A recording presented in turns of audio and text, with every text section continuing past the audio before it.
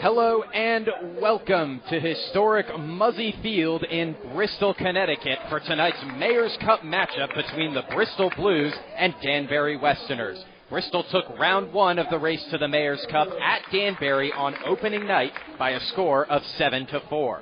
The Blues return to Muzzy Field for their home opener, looking to take a 2-0 series lead against the Westies.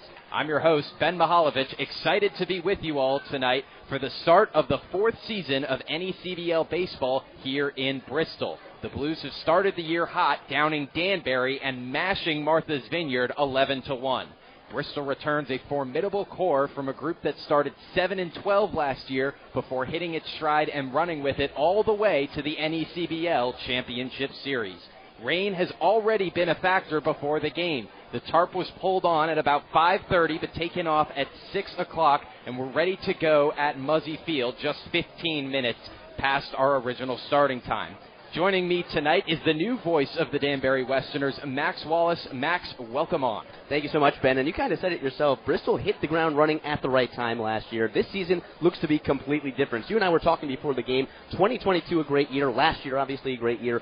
But this could be their strongest squad. They certainly started like it was, beating Danbury, like I said, and then going to Martha's Vineyard, death by 1,000 paper cuts if you're the Sharks, 11-1, 0 long balls. They also come in leaders in ERA in the entire conference, or the entire league, that is, at 1.57 on the pitching staff, and they'll look to keep the good times rolling against Danbury. If you're the Westerners, though, round two of the Mayor's Cup, we've talked to Connor Farrell before. He loves this kind of interstate rivalry. He's going to go all at it. These 8 games are going to be very competitive. Just because Bristol took one on the road at Rogers Park, I expect Danbury to come out with a lot of fire under them for tonight's game. Yeah, it's games like these where being the home team is certainly an advantage. You get your crowd, the crowd's cheering for you, but the drive isn't really that much of a factor. It's pretty quick commute, 40 minutes, maybe an hour tops, depending on traffic. So the Westerners hop off the bus, and they're ready to go. Like you said, traffic kind of played a part in today's bus ride. It was about an hour long, but with the rain delay, you get an extra 15 minutes to kind of stretch your legs. Shouldn't be much of a factor. And like you said, right down the road, I'd be surprised if we don't see any Westerners fans in attendance in what is a beautiful Muzzy Field, and some out our right field view here. Should be a good one between two really good teams, two West Division rivals, and that West Division was awfully competitive a season ago. I expect it to be as competitive this season moving forward. We got into the opening night victory for the Blues, 7-4 over the Westerners. For Danbury, a 3-1 victory over Ocean State the night after to improve to 1-1, and then both teams a victim of Mother Nature last night. Like you said, Danbury actually had the scheduled day off, but the win against Ocean State, their 6th in a row against Ocean State, which is really good for the morale, and they did it with one long ball and only a couple base hits. It's a team that comes in only batting 154 on the season. They're going to look to get bat on ball early, and if they can get on the base pass, that's been their biggest struggle. They've left 20 guys on base. It always feels like they're just one hit away from changing the complexion of the baseball game. If they can do that, get that extra base hit, maybe draw that extra walk, should be a very fun one for Muzzy. And you like to see guys getting on base. That's a better issue to have than no one gets on base and you don't hit the ball and you don't take walks at all. Certainly, a team that comes in with a .295 on base percentage, not the most razzle-dazzling number in the world, but certainly a number that you can work on. Only 2 games into the season. Connor Farrell wants to see them come in with that energy. I was down in the dugout moments ago. They're having fun. They're smiling. They're all uniting. And that's really what this first week is of summer ball. It's like a box of chocolates. You open it up, you don't know what you're going to get, but you know whatever's inside is going to be great. The Westerners are trying to figure themselves out as a team, as a unit, and we'll see today if they can finally piece it all together. Blues about to take the field. We'll break quickly for the anthem and come back on the other side with lineups and first pitch on the NECBL Network.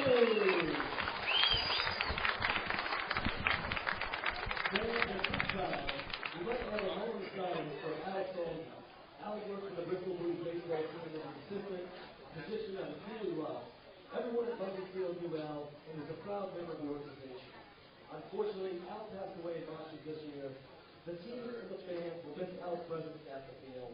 We'd like to take a moment of silence to remember and honor Al.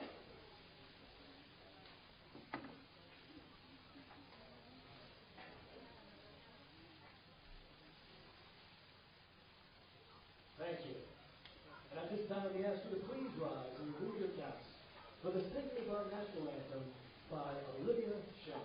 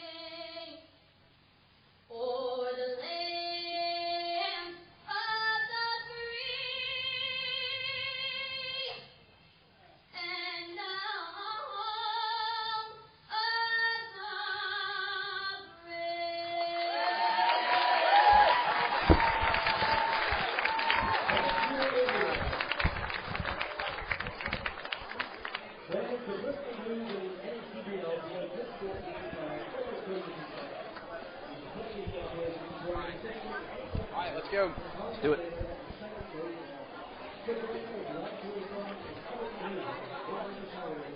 Ben Mihaljevic, Max Wallace here with you all for the Blues home opener against the Danbury Westerners. And Max, the Westies are up first, so why don't you take us through their lineup? Certainly will, Ben. It's Davis, Ionazo, and Diamore, three guys who have played in that same position to start things off. Davis, obviously the beloved center fielder back down the road in Danbury. 4, 5, and 6, Rampin, Presano, and Miller, Lopez, Sheffield, and Leonzi to round it out. And then on the mound next inning, we'll get Michael Wooten to pitch for the Danbury Westerners, who come out in their black tops, gray bottoms, and that white numbering and leathering. And for Bristol, we take a look at the outfield, left to right, Anton Lazitz in left, Sky Selensky, the center fielder and second-year Blue. Tommy Rollauer, who literally joined the Blues on opening day. He showed up to Danbury, got his uniform, and I think he got into pinch run at some point. That is absolutely amazing. We have a guy on our side in Nelpy Lopez who was literally handed the jersey this afternoon before Danbury got on the bus to come to Bristol. So, bit of similarity between the two division rivals. Along the infield, Dean Ferrara comes to the Blues out of Fairfield. He's the third baseman. Jordan Payton back for another year at shortstop. J.T. Landwehr, the second baseman. Connor Droz, the first baseman. The battery mates tonight for the Blues. On the bump, Jackson Casso, and behind the dish, Dean O'Neill. Casso comes to the Blues from Iona University. Standing in about 6'2", right-handed pitcher, making his first start for Bristol.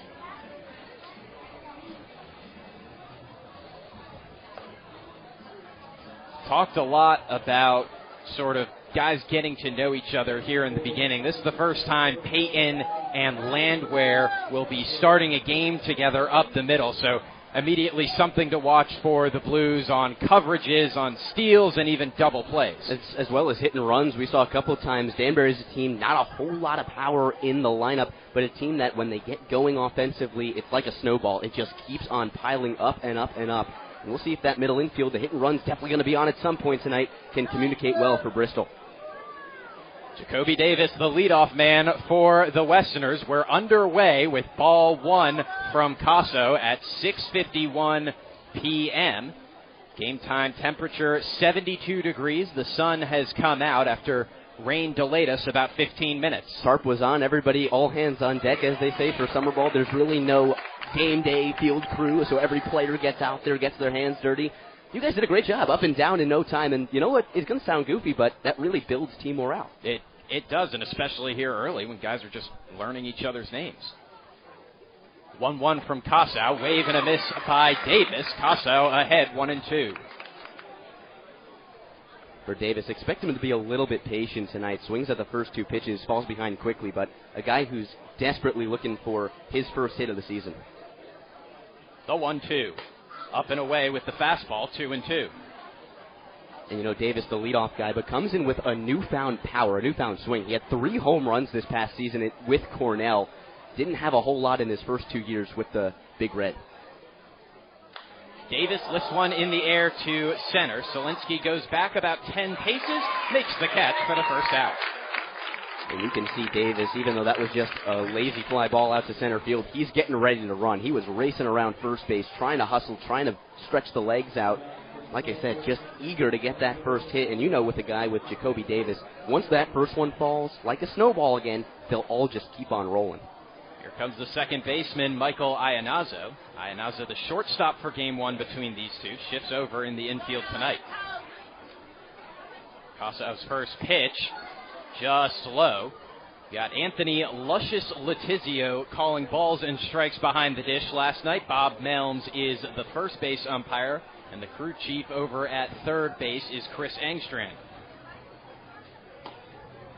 Letizio says low again, 2-0 the count to Iannazo. And Iannazo got 2 hits in that first game, another multi-hit game, a guy who had 4 of them this past season in college ball. Iannazo swings at the 2-0. Payton gets it on the second hop at short, throws to Rose at first for the second out. That one took a weird hop off the dirt, made a hit the plate as that one came off the bat, but a nice play by the shortstop, collected it, like you said, played the bounce, got it on the second hop, and threw a strike right over to his first baseman.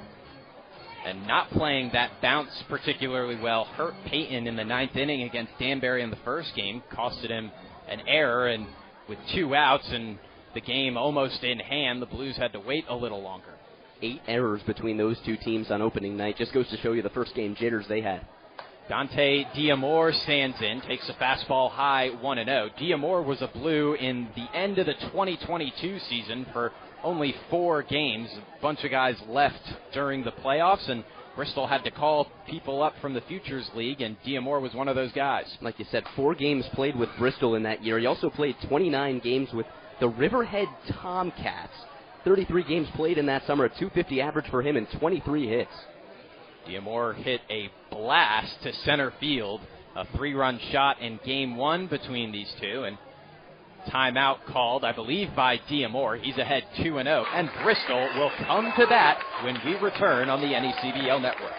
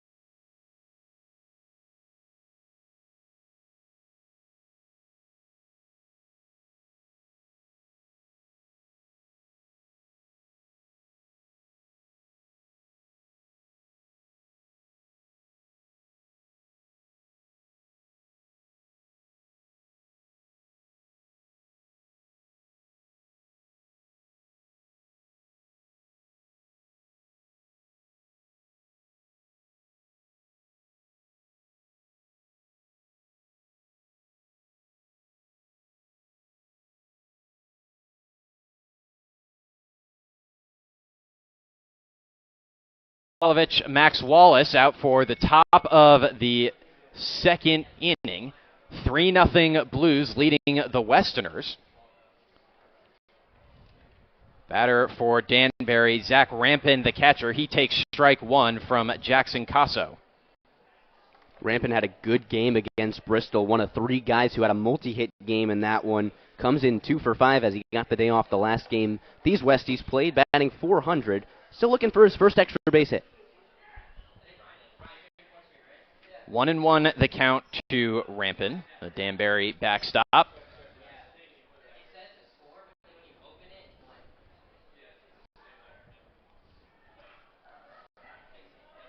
Casso skips a fastball in the dirt, 2-1.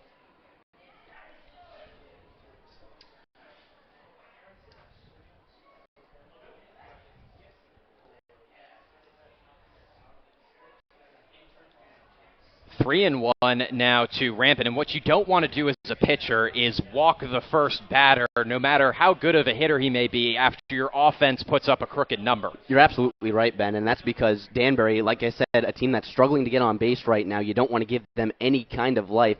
And what the Blues did really well in that first game was they piled on the runs without letting Danbury get on the scoreboard. Slow chopper to third. Ferrara throws on the run, and he gets his man Rampin for the first out. And there's nothing you can do about that if you're Rampin. You put a good swing on it. You caught it a little bit off the handle, but heck of a play. Hats off to Ferrara over at third base. He threw a strike across the diamond, and then what a play on the run to make the throw.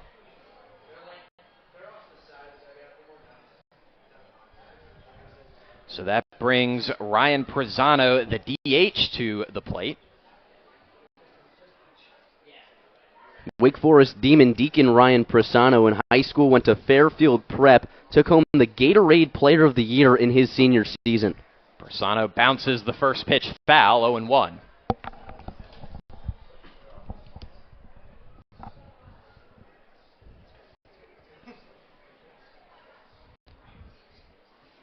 For the Westerners, you don't need to get all three back right now, but it would help to get one just to stop the bleeding. Presano late on a fastball upstairs. He's behind 0-2. You're absolutely right. That's the key to success over the next 2 innings. The second and the third is control the bleeding, stop the wound, get something on the board, get some kind of momentum back. Don't let Bristol kind of ride this high wave that they're up 3-0.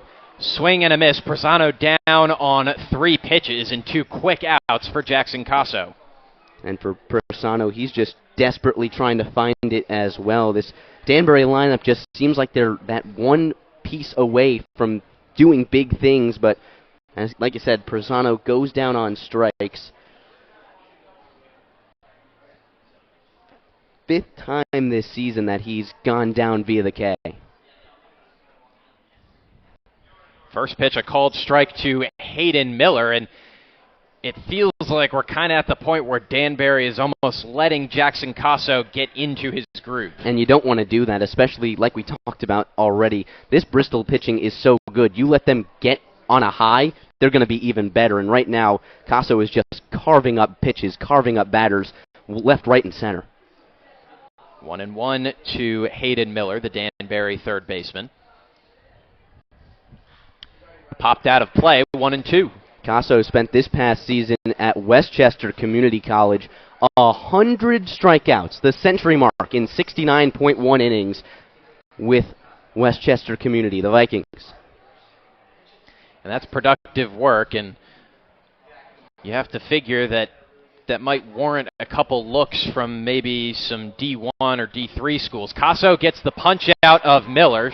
His first 2 strikeouts of the day come on back-to-back batters to get out of the top of the second inning. And Bristol leads it 3-0 going to the bottom half of the second here on the NECBL network.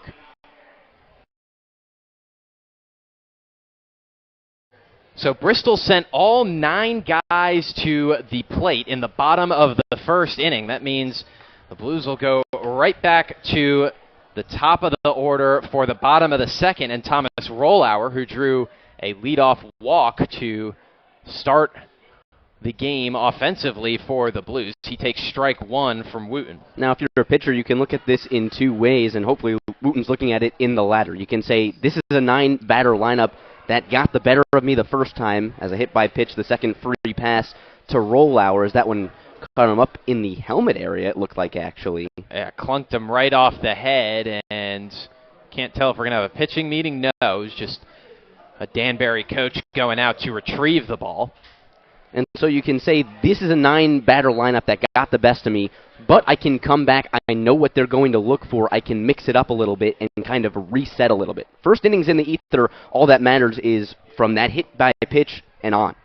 Dean Ferrara fouls a pitch directly back into the netting. 0-1. And you got to be careful here, especially with a lineup that just put 3 runs on the board, a lineup that batted around. You really need to be careful about where you're putting these pitches because you know they're going to come out swinging. They're going to come out trying to put more runs on the board. If you can get them to chase a little bit, get a couple of strikeouts, knock them on their heels a little, you're right back in this ballgame. 0-1 Ferrara, curveball, and Ferrara laces it over the shortstop Lopez. Rollauer trying to go first to third, no throw to third. He's in safely, and Bristol is cooking again in the bottom of the second. So we talked about the pitching, we talked about the hitting. I guess the only thing we haven't really mentioned, and we kind of did, was the Selensky base running. Bristol has done a great job so far in the first 2 innings of being situational on the base pass. That one lightly hit into left center field, died fast, and the grass out there a little wet after the rain, maybe a little bit high, gets caught up. No hesitation. Rollauer kept his head down past second base, and now he's standing 90 feet away from making this a 4-0 ball game.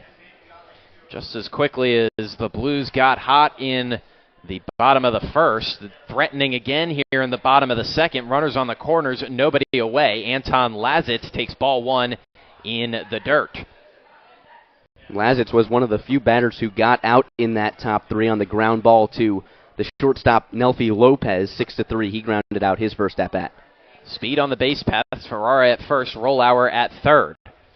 Low again, 2-0, and have to imagine a pretty short leash here in the bottom of the second inning for Wooten, especially the way things are transpiring. Got to think he gets this inning, and then from there it's up in the air. Really got to see what the offense can do in the top of the third, though. 2-0, crack to third, double play ball. Miller to Iannazzo, tough catch, and that means the throw was a little offline at first base. So Lazitz safe at first. Rollauer comes home to score, and it's 4-0 Bristol. It started good. It was a nice play by the third baseman in Miller, but like you said, rushed the throw a little bit. Looked like his arm kind of dropped on the release point, and Iannazzo had to go back to get it. Good on him, though. He got the one out on a ball that was really tough to catch and stay on the base. You got to take the positives if you're Danbury. Now another ground ball gets you out of the inning. Yeah, I think at this point you just want the outs. Droz takes a breaking ball away for ball 1. That one just slipped off his hands. You could see him right after he released it. He kind of touched his index finger and middle finger trying to get that grip back. Looked like it just fell off the table for him. 1-0 to the Bristol first baseman. Just outside, 2-0. Droz comes to the Blues at a Lander University. Hometown in Roebuck, South Carolina. Ground ball up the middle. Wooten goes to second. The throw is offline and off Lopez's glove. Lazitz dances around but doesn't advance. So first and second, 1 away. Got to think with the speed of Lopez at first base, it might have gotten to the head of Wooten a little bit. Tried to rush that throw, released it just high. And like you said, if you're Danbury, you want the outs. It would have been nice to get 2, but you got to get that first one first. And right there, ball goes into the outfield. You're lucky he doesn't advance to third. And oftentimes, that's a much tougher throw for pitchers to make than you give credit for. See that all the time on the little tappers that they go to first. Chaos can arrive pretty quickly. So it's ruled an error on Wooten, the pitcher. 1-0 to the batter, Sky Selensky, who walked and came around to score in the first. Inside at the belt, 2-0 to Selensky. Selensky drew that walk, came around to score back in the first. Was a really good walk drawn by him. I believe it was 5 pitches, and it kept the inning going, most importantly.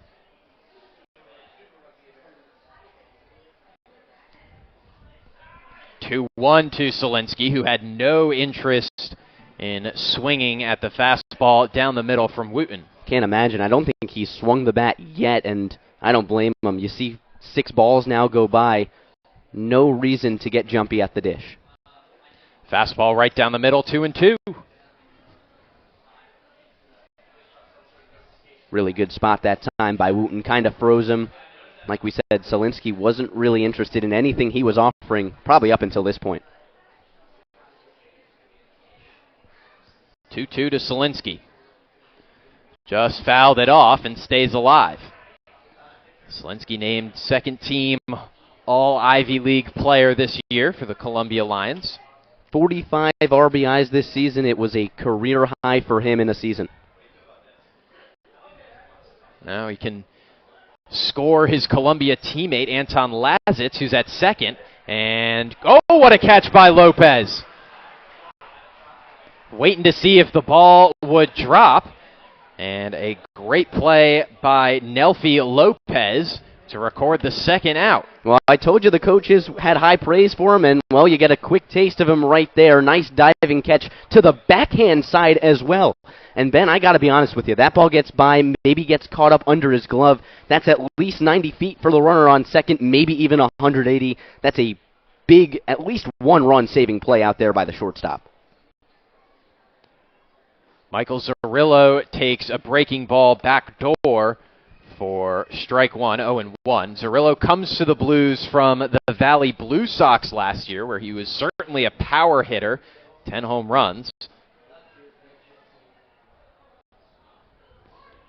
Checked his swing, 1-1.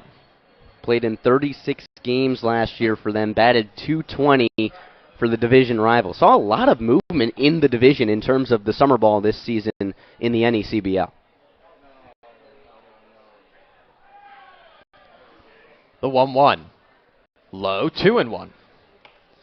This is where Danbury struggled in the bottom of the first. They just couldn't get out of the inning, even with 2 away. And that just goes to show you how good Bristol's timely hitting is. They know when they need to make the base knocks. They know when to take the pitches, and they have been doing it clinically here tonight. Zerillo into left field, moving back Leonzi. He makes the play. And back-to-back innings, he's caught the third out in left field. So after 2 innings here at Muzzy Field, it's Bristol 4, Danbury 0. On to the third we go on the NECBL network.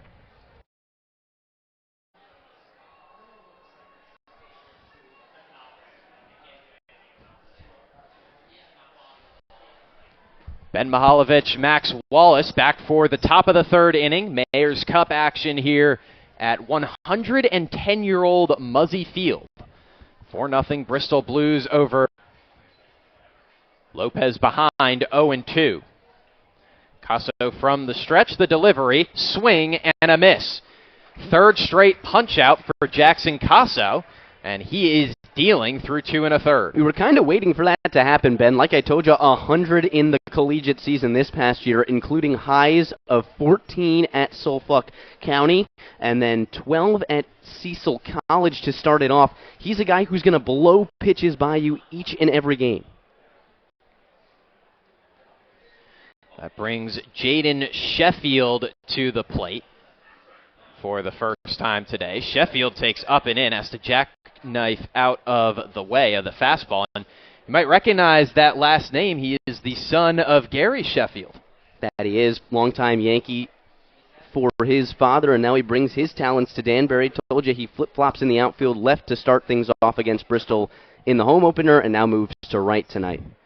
2-0 the count to Jaden Sheffield, the right fielder. Played with the Culpeppers last summer, a .233 average out that way. Recorded 17 hits.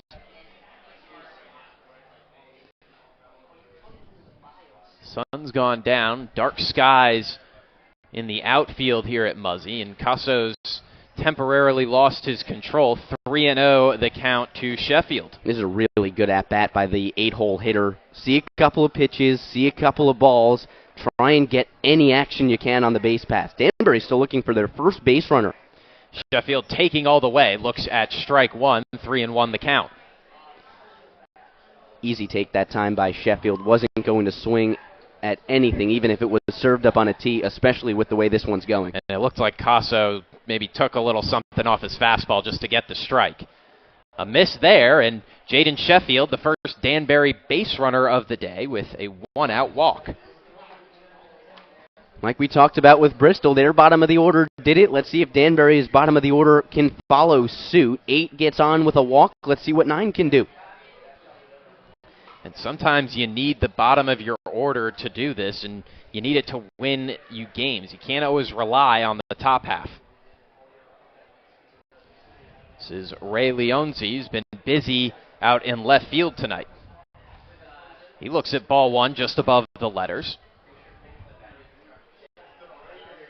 Danbury versus Bristol in the last game they played, that being 3 days ago, a 167 average in 36 at-bats. They had 6 hits. 2 of them were for extra bases, but that long ball by Moore really the only talking point for the Westies. Wave and a miss from Leonzi, and not sure that pitch was worth swinging at, especially against a pitcher who's maybe lost a little bit of his control. Especially when you know he's such a good fastball pitcher, you're going to see one later in the at-bat. Maybe just leave that out next time.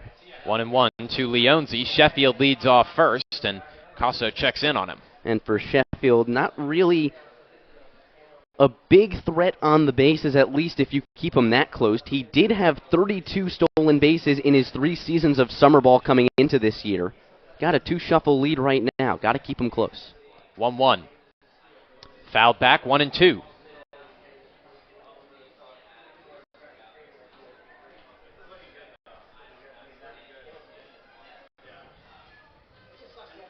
Mentioned Muzzy Field in its 110th year. It'll officially turn 110 on July 8th, so right in the middle of the summer. 13 days before the All-Star game will take place here. Exactly. A pickoff move gets away and down the right field line. Sheffield motoring around second. He's going for third. Long throw from Connor Droz, not in time. And after a bad pickoff attempt from Jackson Casso, Danbury has its first runner in scoring position. And like you said, you can't rely on that top of the order to win you baseball games. Well, that's exactly what you're going to need to do. Another error by the Bristol Blues make it now 10 combined errors between these two teams in the last 2 games. And if you're Sheffield, really good job knowing the situation. Ball gets away, gets straight up, and heads for third. Didn't even think about stopping at second. Bristol not changing anything defensively with the guy in scoring position. Infield still straight up. Leonzi takes high, 2-2 the count. Ray Leonzi, the Fairfield Stag in 2022. 17 games played for a 300 average, but he was just 3 for 10.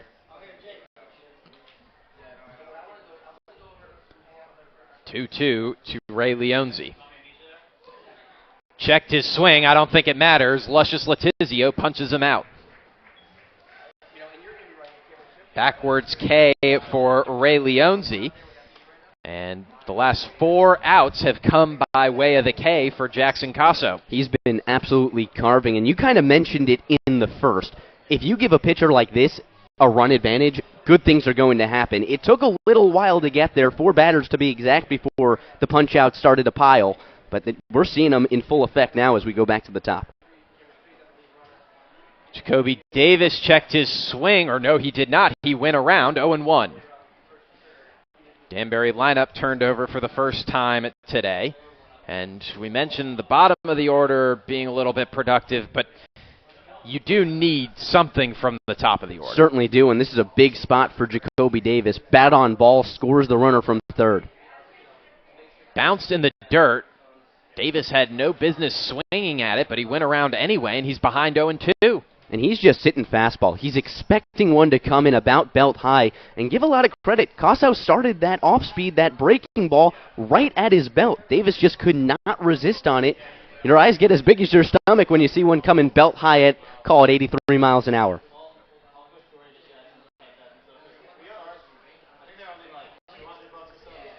Oh, 2 to Davis. Casso kicks and delivers a beautiful breaking ball, but he's not rewarded for it. As Gray clouds and looming skies have now just showered Muzzy Park. With the doors open to the press box, we can feel the wind coming in. Davis, again, did not check his swing. The bullpen for the Blues is starting to make its way into the dugout, and I'd imagine we're going to get showers here at some point. Looks like a drizzle in the next hour is now popped into the forecast as we get deuces wild in the top of the third.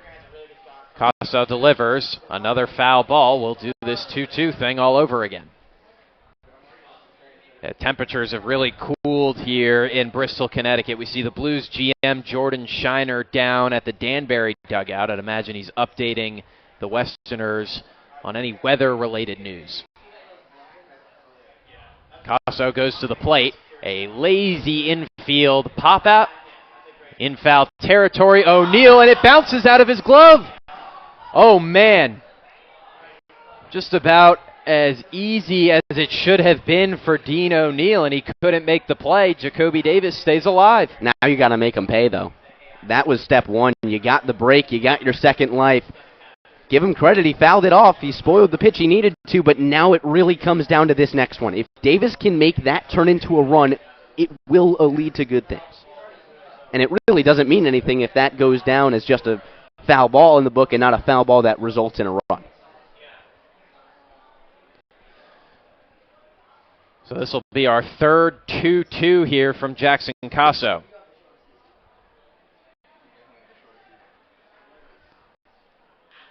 Sharp ground ball to second. Landwehr collects, throws to first, and that ends the inning.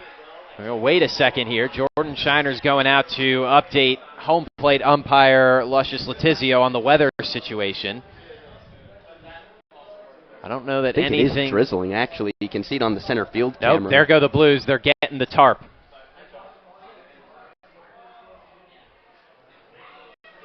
It looks like Cal Perillo, Michael Lorenzetti, Michael Zarillo, and now the rest of this Blues team runs over towards the tarp, and I fear we're going for a rain delay. And this is a good call. You want to get the tarp out there early. While you can. Yeah, exactly. And we were talking before the game, there's really no place for this field to drain. It's either going to go into one of the two dugouts, we kind of joked. So get this tarp out there, bypass the rain. It might be an hour, but really do what you can, because this is not only a Mayor's Cup game, a West Division game, two teams that really want to play each other. Yeah, and you don't want to get behind games this early in the season. So, weather delay upcoming. We've played 2.5 innings. Bristol leads 4-0. We will update throughout.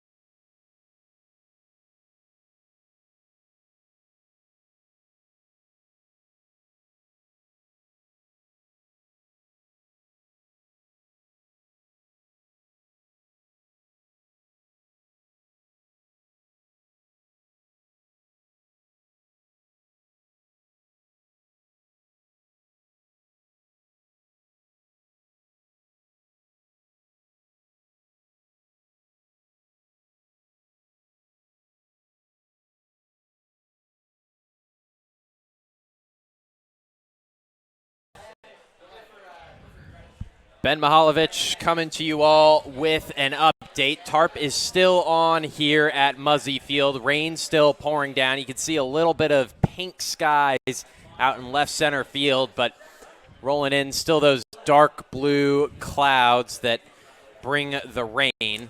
So we figured, Max and I figured, while we're in this weather delay, might as well do an around the league score update. So, Max? North Shore over North Adams right now. That one's 2-1 in the top of the six. North Shore, a team that lost their first game yesterday, a 1-1 record, sitting third in the Coastal.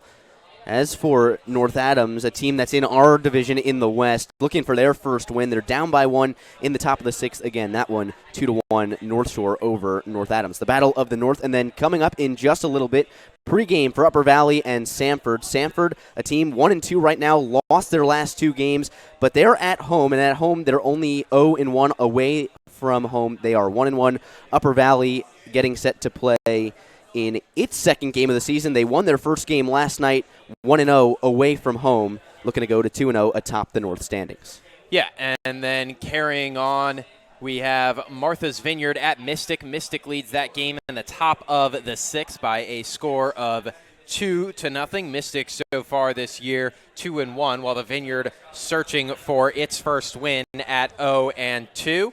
Ocean State and Newport deadlocked at 2 in the bottom of the fifth. Ocean State only 0-1. Have only played one game so far. This just their second. Newport at 1-1, and then Keene leads Valley in Holyoke, Massachusetts by a score of 5-3.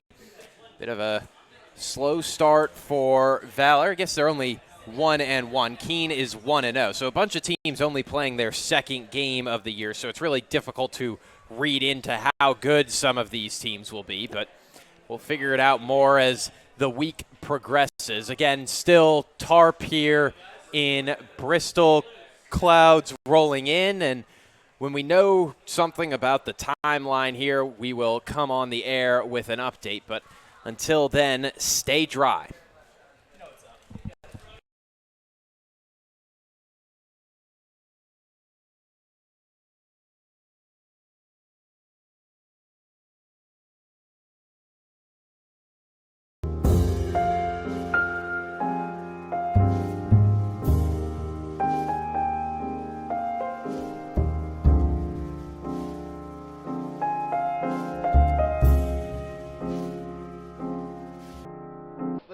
Let's go back.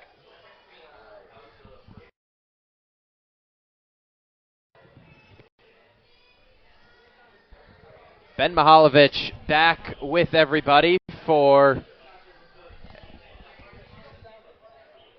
a little bit of a weather update. Still pouring here at Muzzy Field. No real timetable again for the return of the game. The Blues have come out to the dugout trying to sign autographs for some of the younger fans. We've got karaoke, Taylor Swift going on in the crowd right now.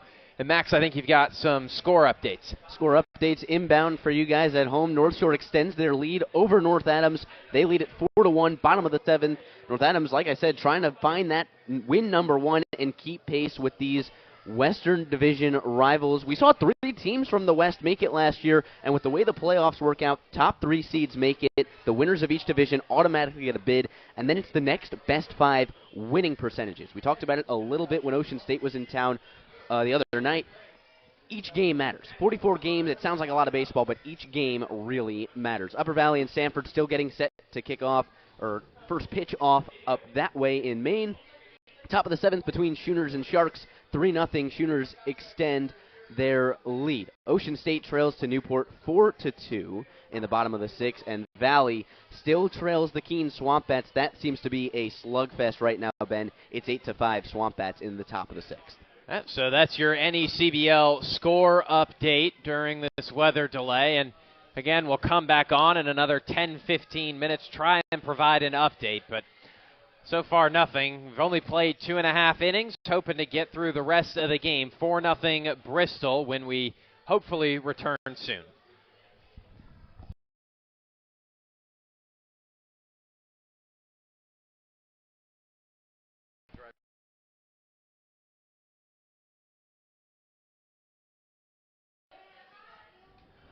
Ben Mihalovic coming back on with a little bit of good news. The tarp is being pulled here at Muzzy Field. Skies are clearing, and it looks like we are going to have some NECBL baseball coming up very soon. So don't go anywhere. We're going to get the tarp folded. Players will warm up for about 5 or 10 minutes, and then we will pick right back up. As a reminder, going to the bottom of the third, Bristol 4, Danbury 0 on the NECBL network.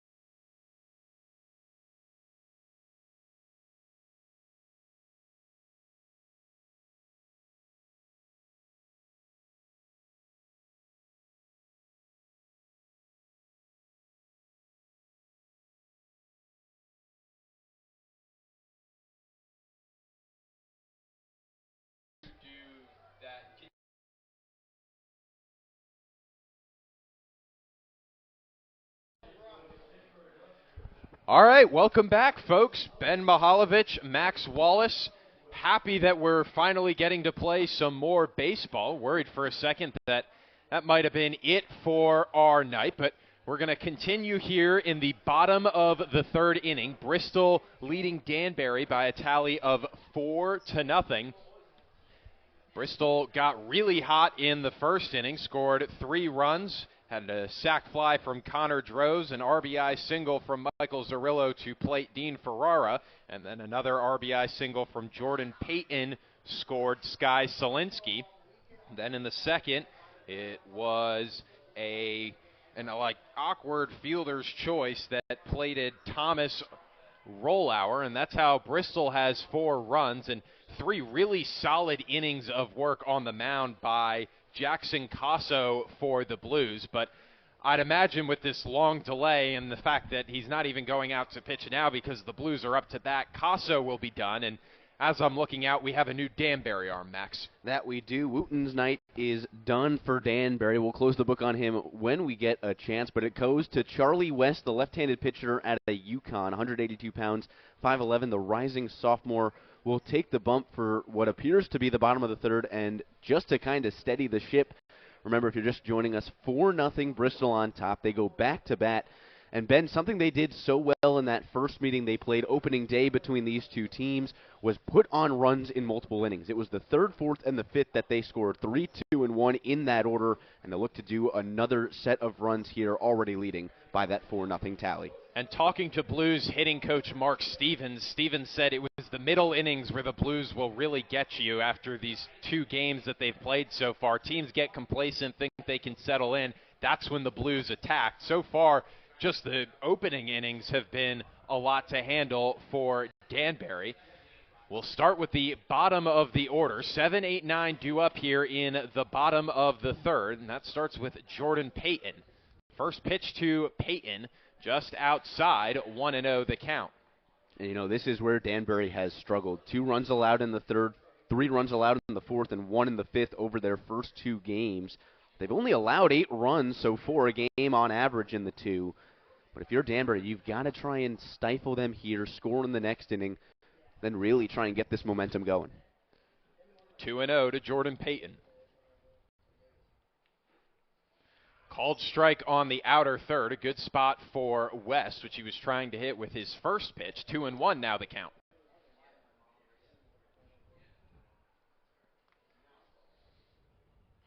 Payton fouls one directly back into the netting, and West has drawn even at 2-2.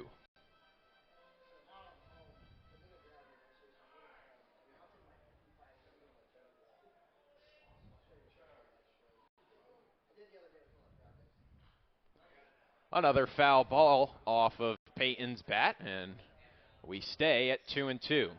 I don't see any defensive changes out there for Danbury, so it looks like Connor Farrell is just rolling out the same guys. Up and down it would be the same. The subs would be Stella behind the dish, Clark, another first base option for Diamore, and Andrews, who has now played in the infield and the outfield, so he's kind of a utility guy. Those would be the guys to look out for the rest of the way. It's a long break. You don't want guys to cramp up in between, and can be tricky. Here's a full count offering to Jordan Payton. Called strike 3 by Anthony Letizio. Payton disagrees as he flung his bat towards the Blues dugout, tried to buy a walk, but nothing going, and Charlie West gets his man for the first out of the bottom of the third. And if you're Danbury, that's exactly what you need. Good job by Charlie West. Batter thought one thing, umpire thought another.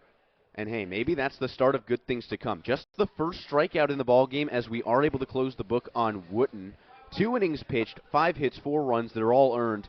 Like I said, no strikeouts for him. He did give up 2 free passes. Both of them came in the first, and both of those runners would come in to score.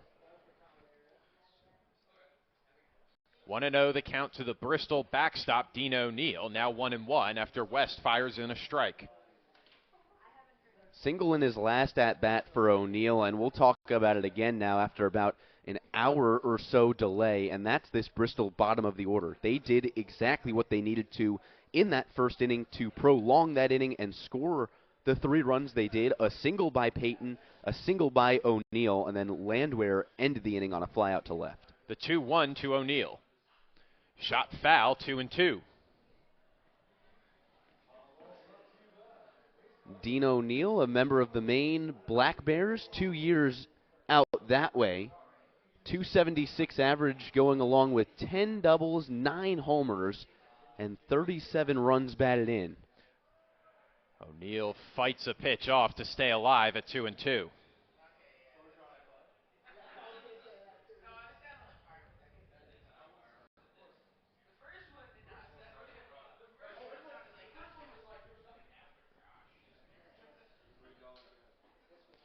Long wait from Charlie West, gets his sign, kicks and delivers. O'Neill lines one foul into the picnic area down the first base line.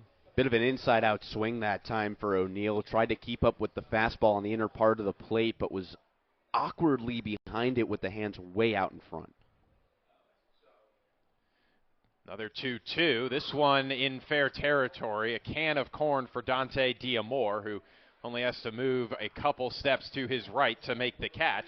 2 away. So far, I've really liked what I've seen from West. Getting into these deeper counts, 2-2, 3-2, respectively, on the first 2 batters he's faced, and mixing up his speed choices. Not so much the location. Back-to-back pitches on the inner half of the plate, but slows him down to speed him up, and it results in a nice, easy fly out to the first baseman. This, frankly, is what Danbury needed.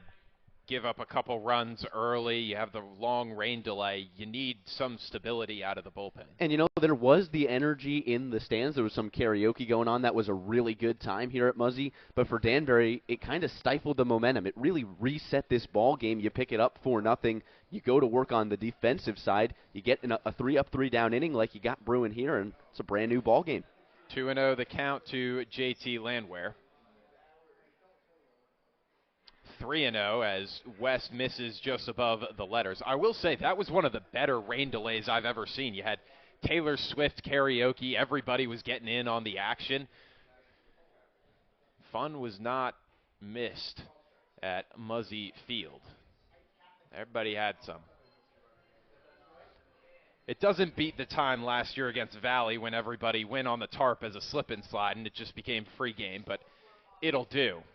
5-pitch walk to JT Landwehr, not something you like to see out of West, walking the 9-hitter with 2 outs. So that'll turn the order over to Thomas Rollauer, who is batting for the 3rd time in as many innings. You're exactly right.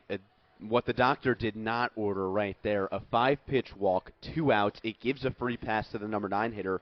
And now you have to face Rollauer, who, like you said, comes to bat for the 3rd time in 3 innings. Both times has reached on a free pass, that a walk and a hit by pitch, and both times has come around to score. Sensing a pattern here, when Charlie West misses, it's normally away to right-handed batters, and since he's a lefty pitcher, you have to figure that's because he's not pulling down fully on his arm action. There it is again, and a good stop by Rampin, the backstop, and that'll keep JT Landwehr put over at first base. And you're exactly right, Ben. It's like he's almost forgetting to follow through. He does it after he releases, but it's so high on the release point, way outside to the righty batters. 2-0 offering. Just high, 3-0. Now, if you're Rollauer, I don't think you're swinging this bat at all. You've seen now 8 pitches from West, and the last 2 batters combined, just one of them was a strike. Patience, the name of the game. There's a strike, 3-1.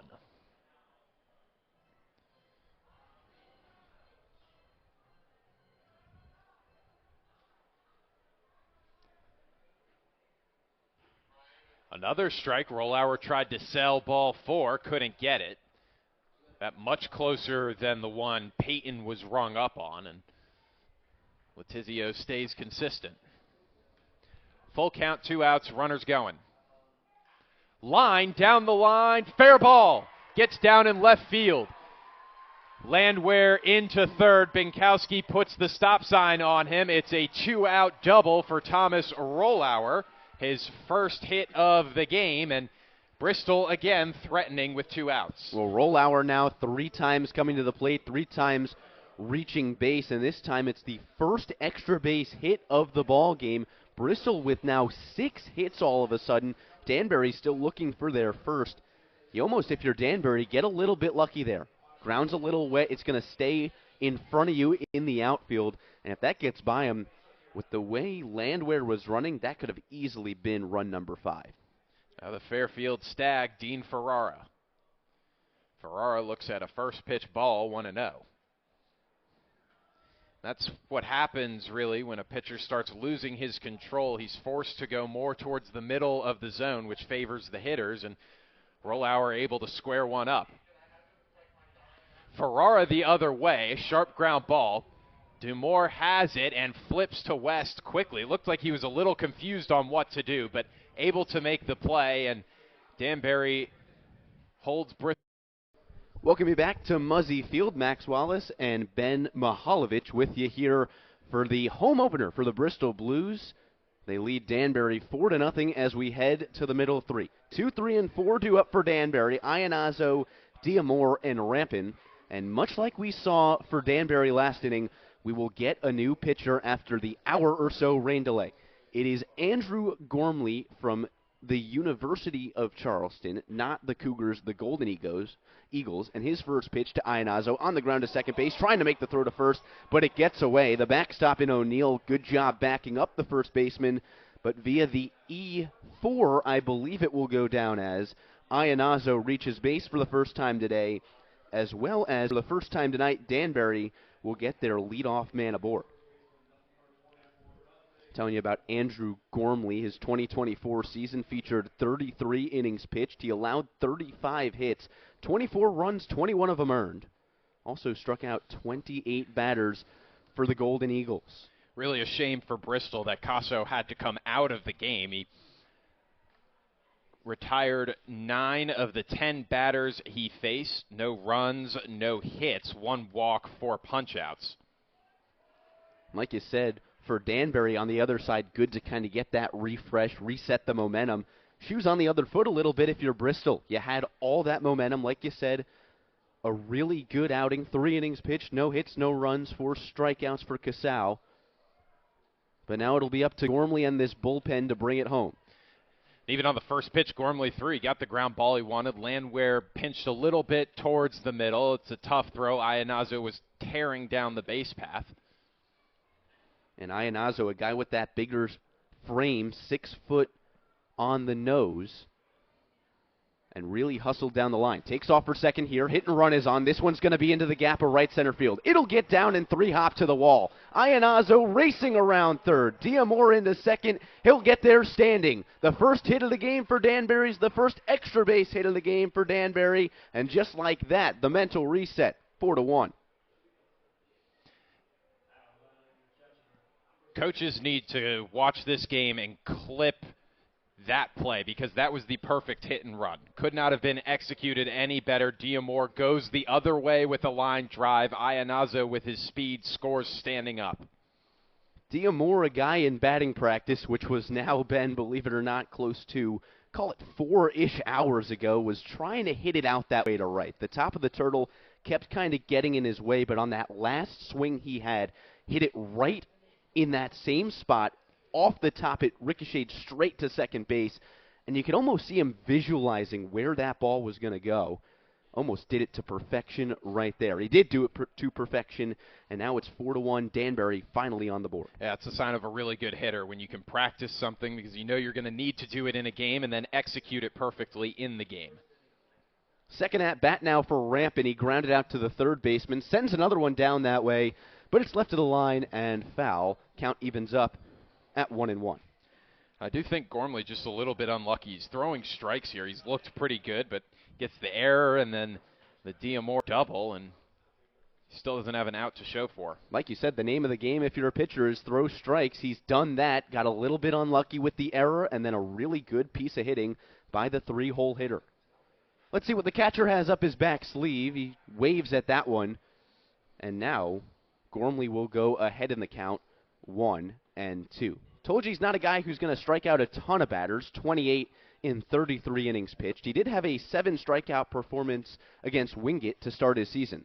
This one, same place. It's going to be trouble, and it's going to drop. Diamore is going to be held at third by the third base coach, Bobby Rodriguez. Back-to-back base knocks for Danbury, And all of a sudden, runners at the corners, nobody out, and trouble brewing for the Blues here in the top of the fourth. And just a little flare into right field, and Bristol still a 4-1 lead, so you're not super worried about Diamore over at third. You'd obviously love to prevent him from scoring, but if you get a ground ball here, the priority should be turning to. Absolutely. You're in a spot right now. We've seen how good Bristol's been in the last 2 games they've played.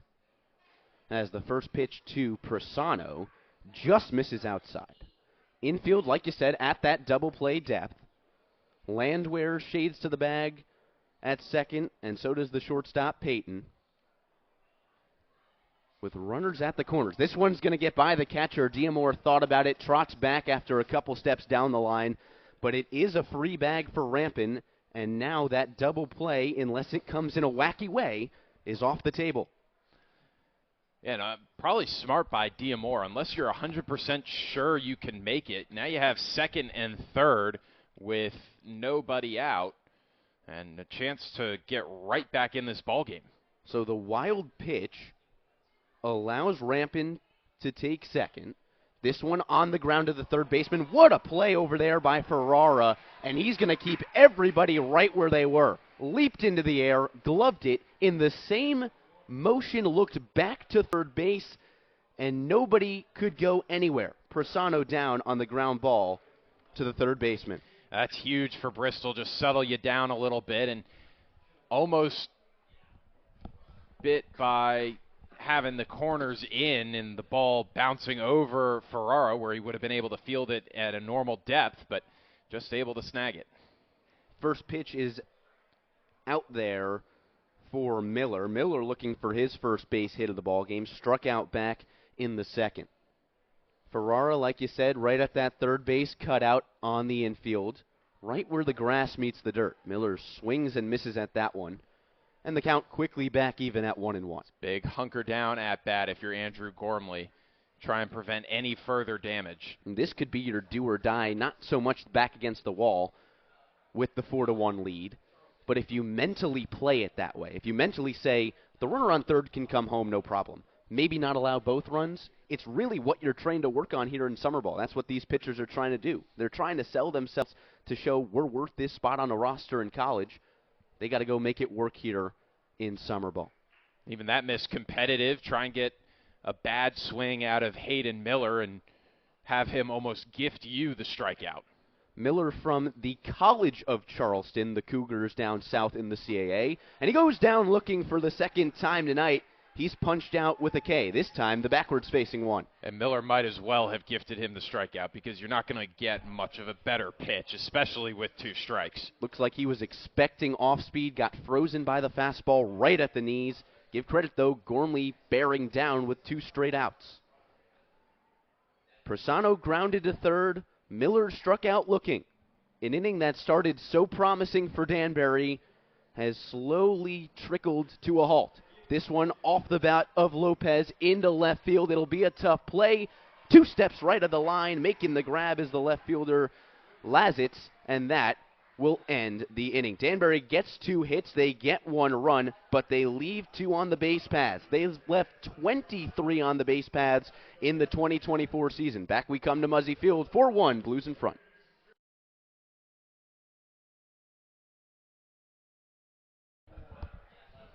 Back to the historic Muzzy Field, the site of the 2024 NECBL All-Star Game.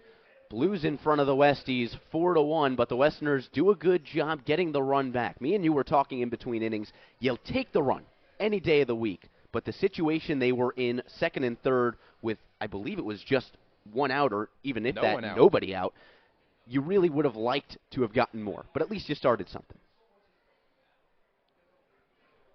First pitch here in the bottom of the fourth to Lazitz, who made the final out in the top half of the inning in left field, goes by for a strike. West has been carving, gave up a double and a walk, but that's about it. No runs have crossed the plate under his time on the rubber. Lazitz takes that one for a ball on the outside. I understand it's still a 4-1 game, but if you're Bristol, you want to take any momentum that Danbury got in the last half inning, take it right back, get a run or two here, and really put an end to any rally that may have been. Last thing you want to do is get caught in a kind of cat and mouse game if you're either side. You're chasing one run, you're chasing two runs. Right now, if you're Bristol, you'd love to get that run back. Nelfi to the left side, hop throw to first base, stretch at the bag is just going to get past Diamore. Runner will take second base easily. And after a very athletic-looking play, the Blues get a runner on second base. I think Diamore tried to play it a little bit sneaky and maybe pretend as if the ball wasn't about to get to him just to get Lazitz to slow up. I would have liked to see him stretch out instead of just wave the glove. I think he would have had a better chance at the ball, and instead now Lazitz is on second as opposed to on first. Absolutely right. It goes down as a single and an E6. The second error by Danbury. Now both sides at 2 errors apiece. Whatever the result is, it puts a runner on second. That in Lazitz. This one gets away from the backstop ramp, and it'll go all the way to the wall. Lazitz will take another free bag and plot himself at third.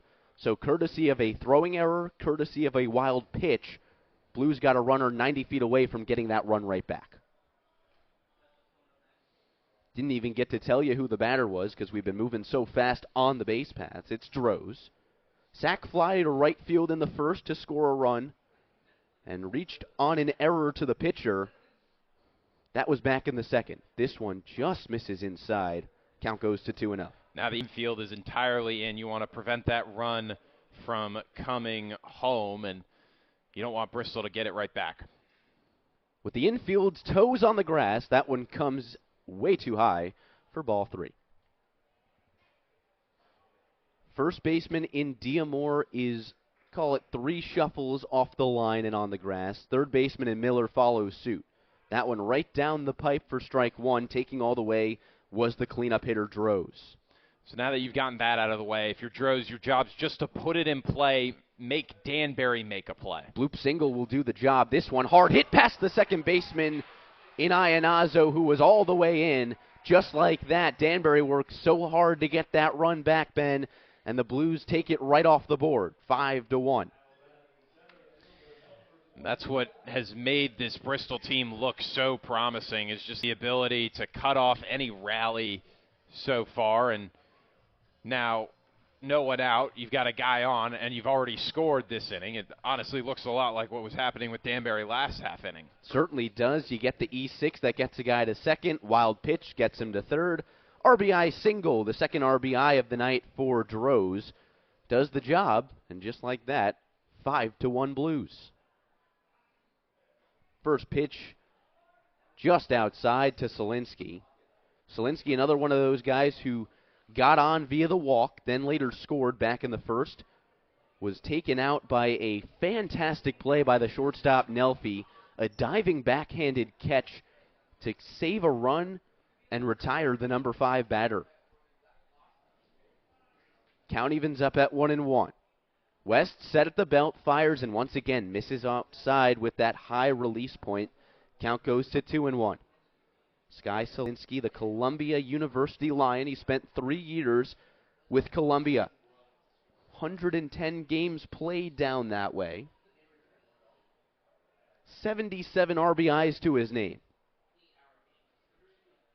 He wears that baby blue Columbia University helmet, swings through that one, count goes full at 3-2. And he's one of the most versatile players in this Bristol lineup, can play anywhere in the outfield and hit anywhere in the order and be productive. You need him to be leadoff guy, he can do that. You need him to get a bunt down late, he's got it. Runner goes, throw down to second by Rampin is in time for the out. Someone call the doctor, the punch out on the runner in Droz, and Rampin runs him down for out number 2. And actually it was a strike him out, throw him out, so 2 outs in the book, and exactly what the doctor ordered for the Danbury Westerners.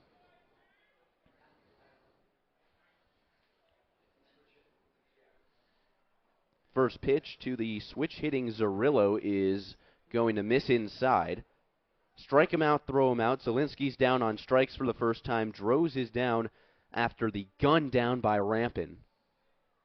Second pitch to Zerillo, fouled back into the netting for strike one.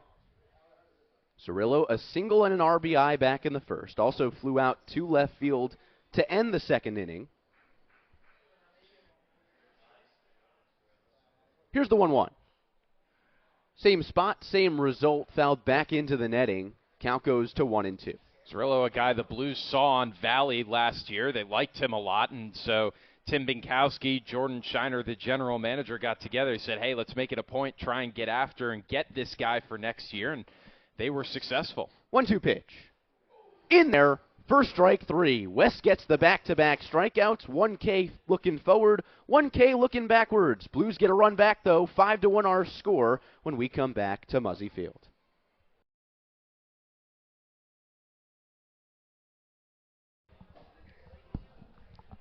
We welcome you back to Muzzy Field. 5-1 our score as we go to the top of the fifth for Danbury. 8-9-1 due up. Sheffield, Leonzi, and Jacoby Davis. Each of those guys looking for their first hits of the ball game. Danbury got their first 2 hits in the top of last inning. A double by Diamore followed by a single by Rampin. And that's where we stand. 5-1 our score. Bristol in front on their home opener. Davis stands all the way back in the righty batter's box.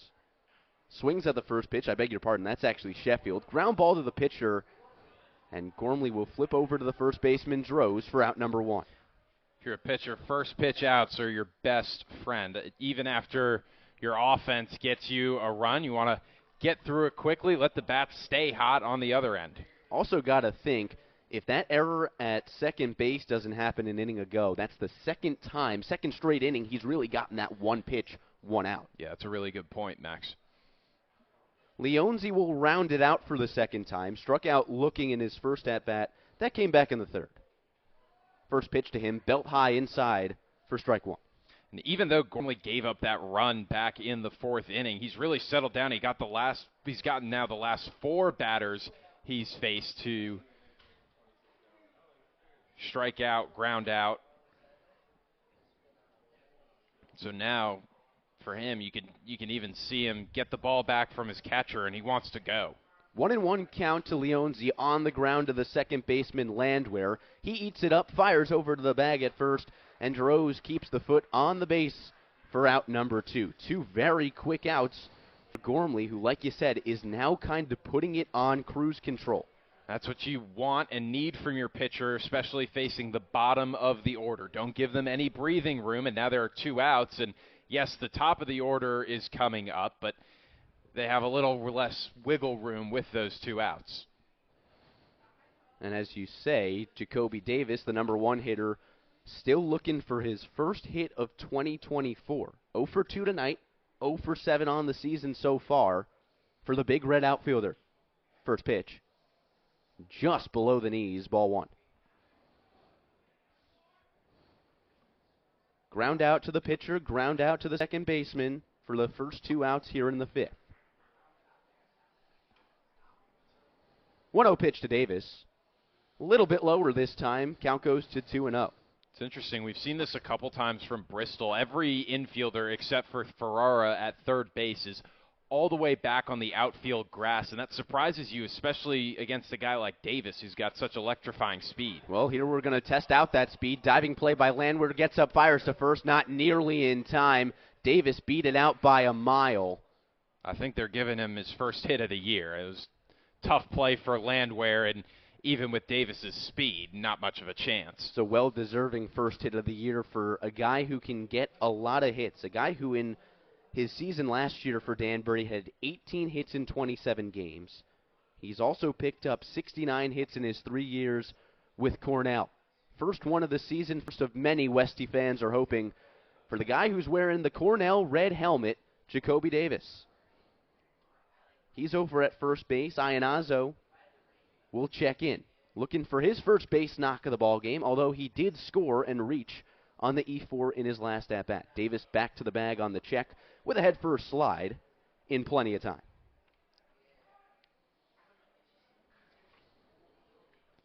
Iannazo, the second baseman, would like to put one over the second baseman's head in Landwehr, as that would most likely allow Davis to get to third with 2 outs. They'll check on him again, wisely doing so, but he's back in time. 16 stolen bases in the summer last year. If you include his time at Cornell last year, had 19 stolen bags in a handful of games, combining summer and college. That one just outside on the check back to Davis. He's back without a slide. Iannazo hasn't even gotten a pitch yet. I think the Blues know that Davis is stealing, and it might be one of those cases where Davis is so fast that it's not going to matter. You called it. There he goes. Throw down by O'Neill on the strike is in time for the out. We saw a great throw by Rampin. We see a great throw by O'Neill. And just like that, the first hit of the year for Jacoby Davis ends with the throw down to second base. Score stays right where it is. Danbury gets no runs on 1 hit. They leave nobody on no errors. And that will send us to the bottom of the 5th. 5-1 Blues over the Westies. That has to be a perfect throw.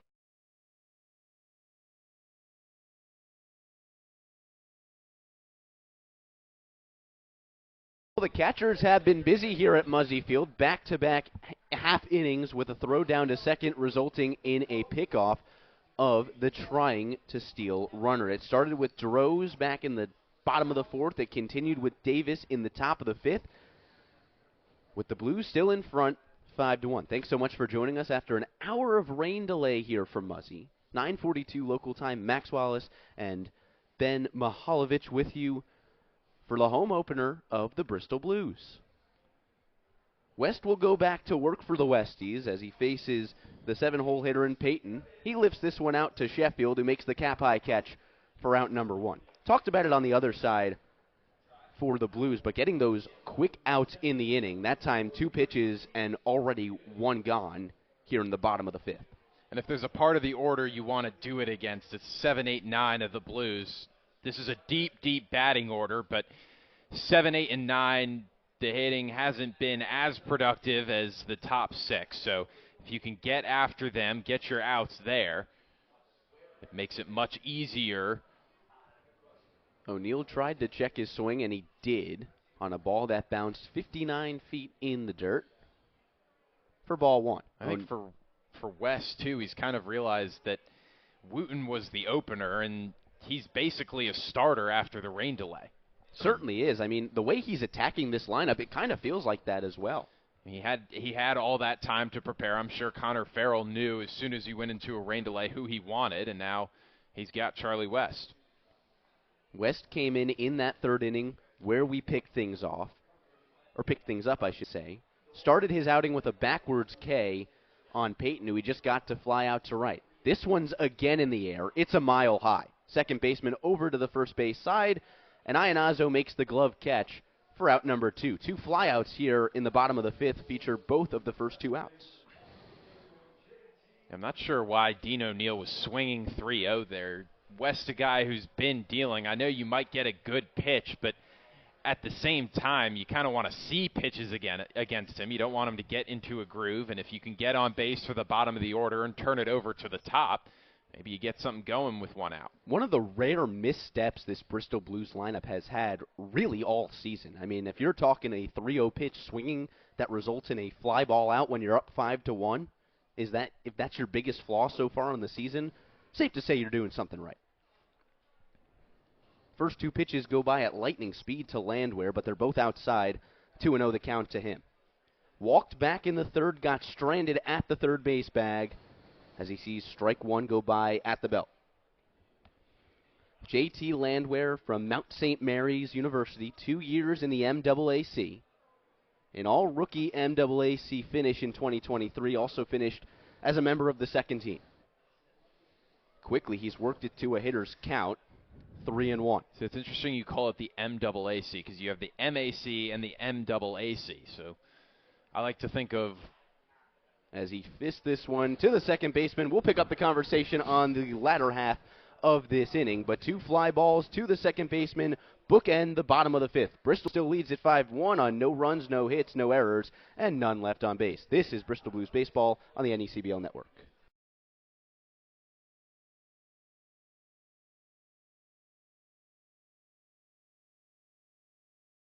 Welcome you back to Muzzy Field here on the NECBL Network. Bristol leads it 5-1 as we head to the 6th inning. Davis was thrown out to end the top of the 5th, so Ionazo will take. So he applies the Insta-Stick, we'll call it, and Ionazo will check back in. Michael Ionazo, the Maryland Terrapin, 28 games played this past season for the Big Ten team. That one bounces in the dirt. I think it got the umpire pretty good. Letizio taking his time to get set, as you just hope the man calling balls and strikes is all right. Circles back, finally seems to be ready to go. Good job by Gormley to take his extra time there to ensure everybody is all right. So after the swing and a lost bat, the ball that bounced in the dirt, count goes to 1-1. Pitch outside to the number 2 hitter. Count moves to 2-1. Coming out of high school, Ionazo, a top 500 overall prospect overall. 13th overall in the state of Connecticut, as well as the second-ranked shortstop in the state. Big swing and a miss at that one, and the number 2 hole hitter evens the count at 2-2. Thought he was going to lose his bat again. Swung so hard he might have. 2 balls, 2 strikes. Gormley has been on cruise control ever since the error by the second baseman. Ionazo chops this one right of the bag of first and foul to stay alive. Talked about it earlier. Danbury came into today with a 154 average, 295 on base percentage, and a 277 slugging. They faced the team that leads the NECBL in ERA. Bristol came in with a 1.57 earned run average. Ionazo off the hands. This will be a tough play for the second baseman because it's an easy play for the first baseman. Into the glove of Droz, hat high. On the first pitch, Ionazo swung and missed so hard that the bat went flying out of his hands, and then when he finally put it in play, he was mad at himself and just carried his bat all the way. Not the way I would have expected that to go, but you see something new every day in the game of baseball. That you certainly do. What a way to open it up for you guys of Bristol. Danbury at home, of course. Danbury playing in game number 3 of the season. They trail Blues 5-1. As Dante Diamore, doubled in his last at-bat, takes a pretty pitch on the outside corner for strike 1. We knew how good Diamore was going to be this season based on his last 9 games of college ball at Sacred Heart. Here comes the 0-1. That one's outside. Count evens up at 1-1. Try this on for size. 16 for 38, 17 RBIs, 7 extra base hits, 4 of those being a homer, those in his last 9 for Sacred Heart, the Pioneers. Trying to do the math. I think that's good. Pretty good. Just a little bit good. And now the guy who's got 3 hits on the season, 2 of them for extra bases, one of which was a home run, a 3-run bomb at Rogers Park the first time these two teams met. Here comes the 2-1 to him. That one just misses off the plate. It was a pretty spot by O'Neill. Might have been a prettier pitch by Gormley, but just off the plate. And the way Diamore's been hitting Bristol so far, it wouldn't surprise me if Bristol's trying to pitch around him here a little bit. He's been the only threat of this lineup, and right on cue, tosses the bat to the side, trots on down to the first base bag. Danbury has their first base runner since Jacoby Davis singled. That was back in the top of the 5th. Rampin will check in now. He singled back in his last at-bat. That came in the 4th. Then reached on a wild pitch over to second. Other than that, ground out to third base to open up the second. Gormley looks back and now fires to the plate. Catches the outside corner for strike 1. Zach Rampin, the San Francisco Don, played his first year in the West Coast Conference. 43 games that way, 225 on the average. 32 hits, which was 5th most in conference play, or on the team play, 7 doubles, and 21 RBIs, also 5th most on the team. Behind in the count now 0-2 is the backstop. Checks his swing for ball 1. a guy who had 8 multi-hit games this past year with the Dons. A hit would give him his first multi-hit game, his second multi-hit game here in 2024. His first one came against the Bristol Blues 3 days ago. Quickly back in the count after watching 2 balls sail by. Count's gone to 2-2. Runner on first is Diamore after the 5-pitch walk. The batter is the backstop ramping for the Westerners.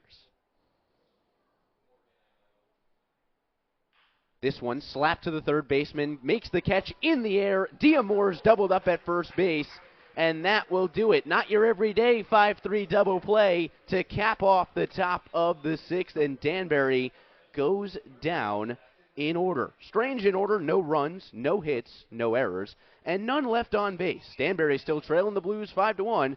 Back we come to Muzzy Field after this.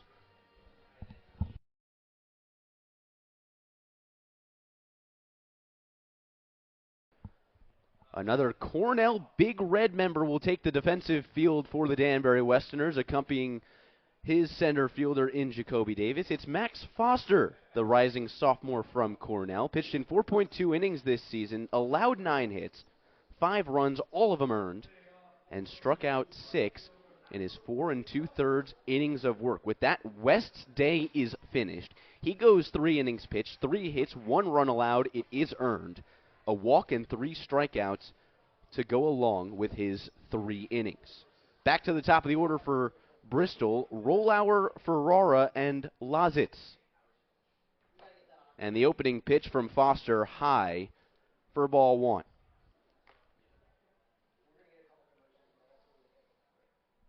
Danbury, by the way, came into this one with the 6th best ERA in conference, that riding at 3.5. For a team that came into today 1-1, the way they won their games have been a little bit wacky. They've only scored 7 runs, 10 hits, a 154 batting average, but when it's all said and done, a 500 record. 1-1 pitch clips the bottom portion of the zone, and Rollauer goes behind in the count, 1-2. Yeah, the thing, too, is it's so early in the NECBL season where if this were 20 games in, you might say, oh, Danbury's, getting really unlucky with those numbers. But things like that happen in a baseball game, and sometimes you play a great game, you don't win. Sometimes you play a pretty bad game, and you do win. Just the way the cards are dealt, especially here in summer ball. Bottom of the 6th, Blues up 5-1, and a big swing and a miss. Good start to the night. Max Foster gets down Rollauer with a strikeout. Well, good morning, good afternoon, good night, Foster says to Rollauer, and he's retired for the first time on the evening.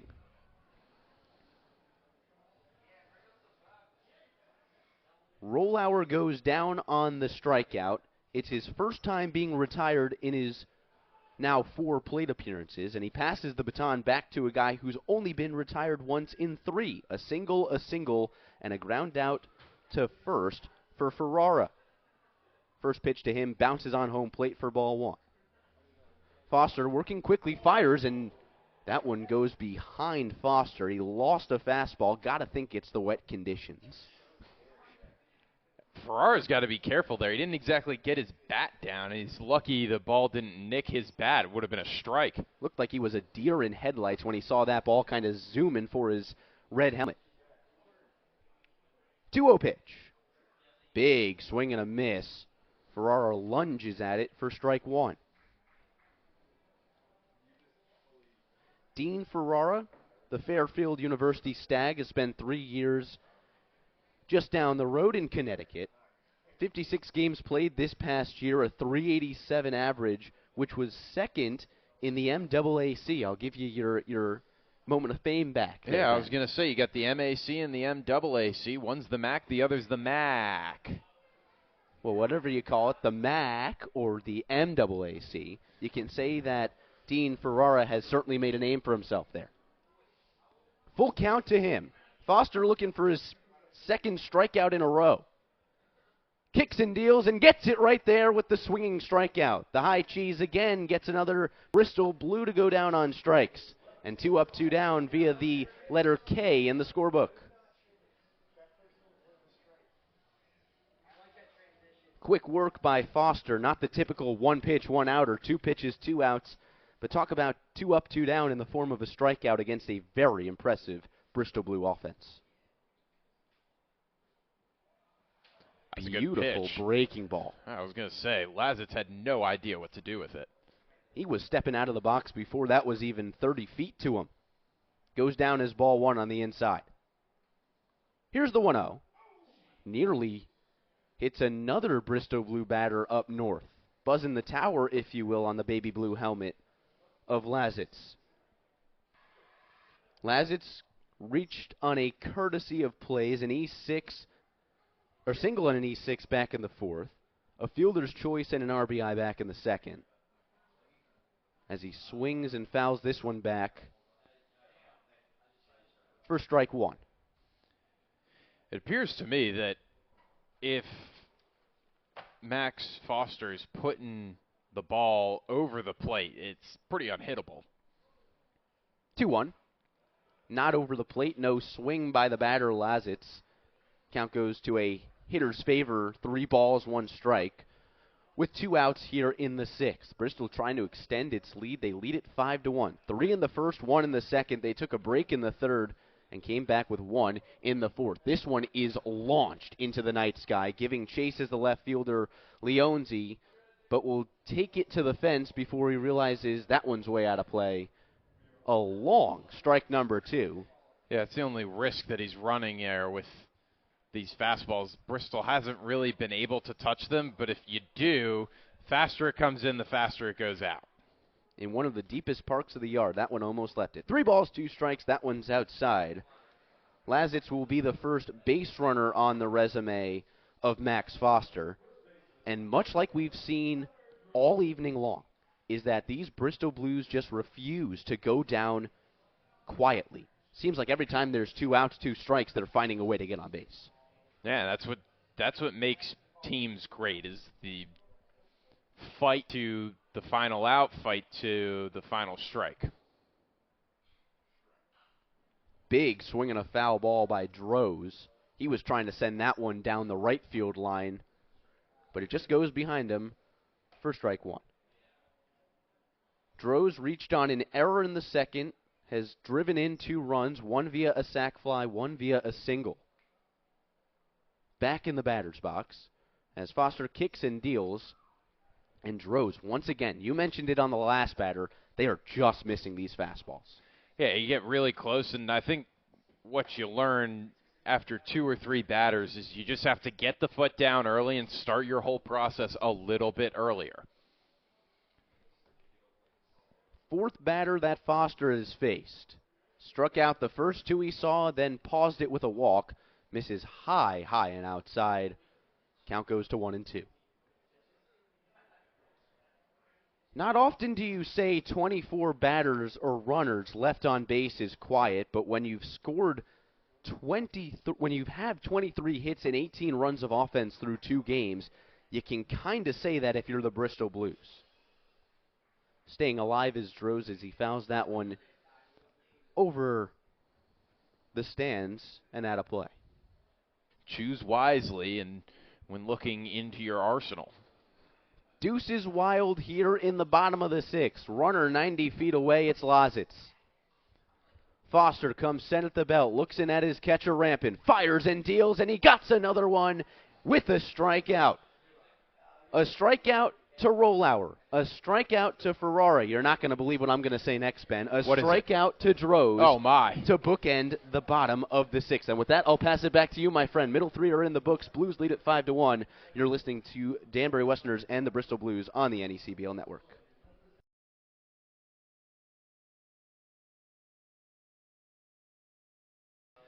Ben Mihaljevic back with everybody. Top of the 7th inning here at Muzzy Field in Bristol, Connecticut. The Blues home opener. Blues leading the Westerners 5-1. Logan Waltz, the new Bristol arm out of Felician University. This year with Felician, a 2.91 ERA, 5-3 record, 19 appearances, 7 starts through 55 innings. 66 strikeouts in those 55 innings. D2 guy.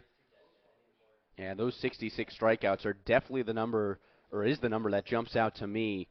Just Prisano deep to left center, and Lazitz camps under it, makes the play. And Max, you sort of jumped a little as the ball cracked off the bat, but need I remind you, this is Muzzy Field, and as Tim Binkowski put it, where doubles go to die. that may have been a home run in every other ballpark. Not Muzzy, though. Not Muzzy. Not Muzzy.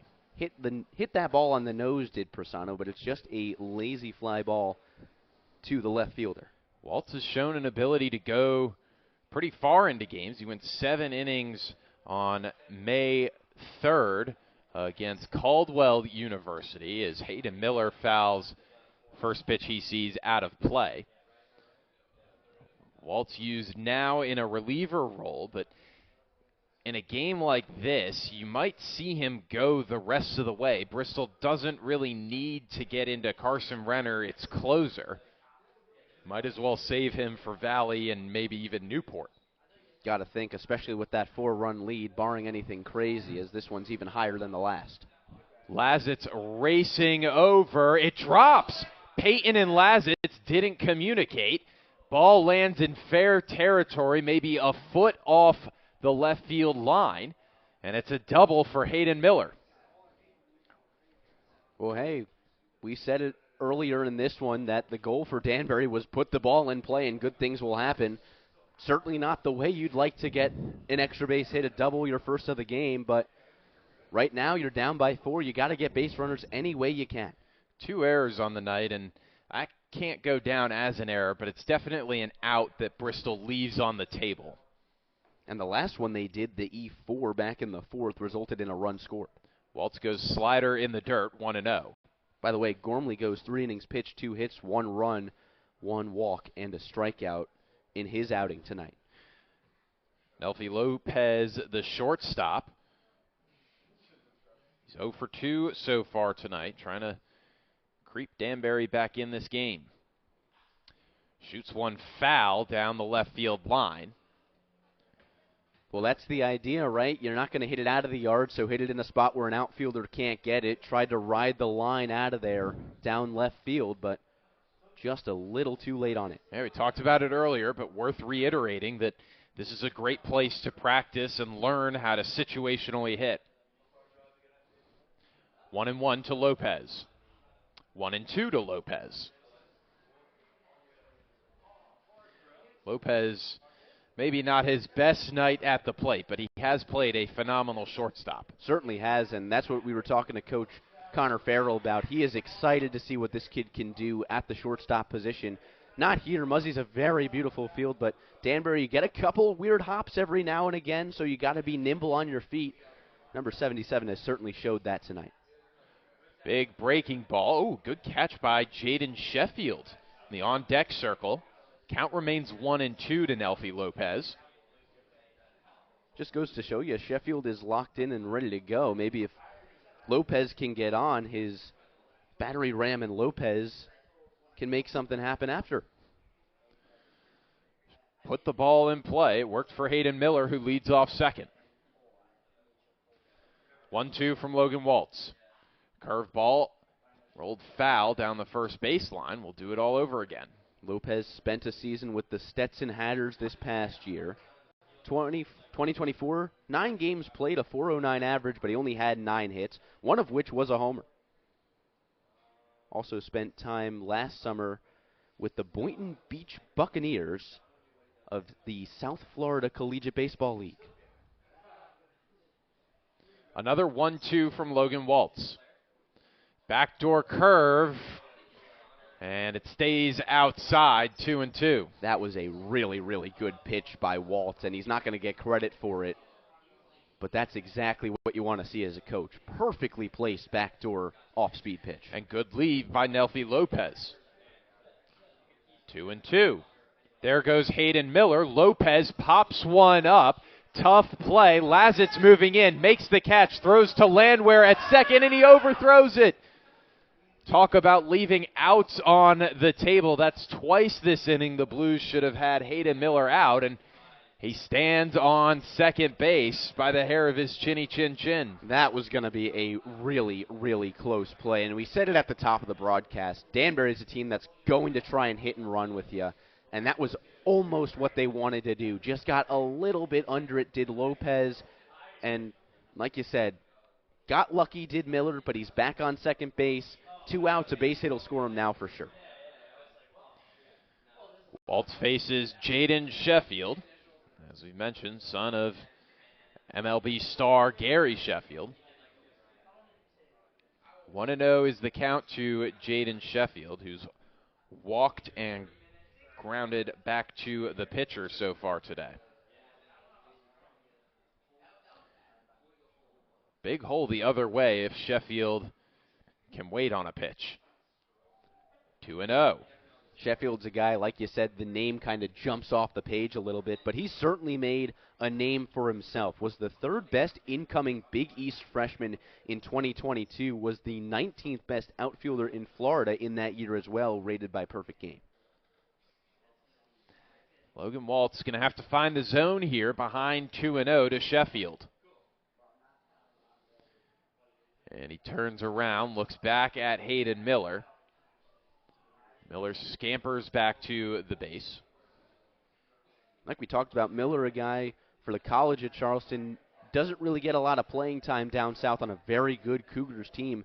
But this season he's really been showing off the speed. Sheffield up the middle. It's down for a single. Solinsky fields. His throw home is not in time. 5-2 Bristol as Danbury gets a run off an RBI single from Jaden Sheffield. Well, Ben, you didn't think this game was going to go away quietly. I mean, it's 2 interstate rivals going at it at now north of 10 p.m. on a Friday night. These are 2 teams that want to win this Mayor's Cup, that are 2 teams that want to win the West Division. And Danbury, for all they've been able to put together, their best chance being in that 4th inning, they've rallied. They've really showed a lot of resiliency tonight and still a lot of baseball to play. Danbury, the current holders of that Mayor's Cup. Head coach Connor Farrell says he ate Thanksgiving dinner with it this past year. Really?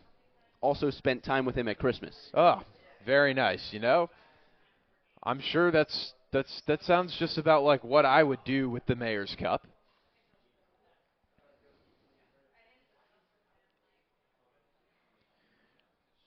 Ray Leonzi chops one up the middle. Peyton waits on it, flips to Landwehr, and Sheffield doesn't even bother reaching second base. So that's the 3rd out of the inning, but Danbury does get a run back to creep within 3 runs. It's 5-2 Bristol. Time to stretch those legs. 7th inning stretch, and we'll be back for the bottom of the 7th on the NECBL Network.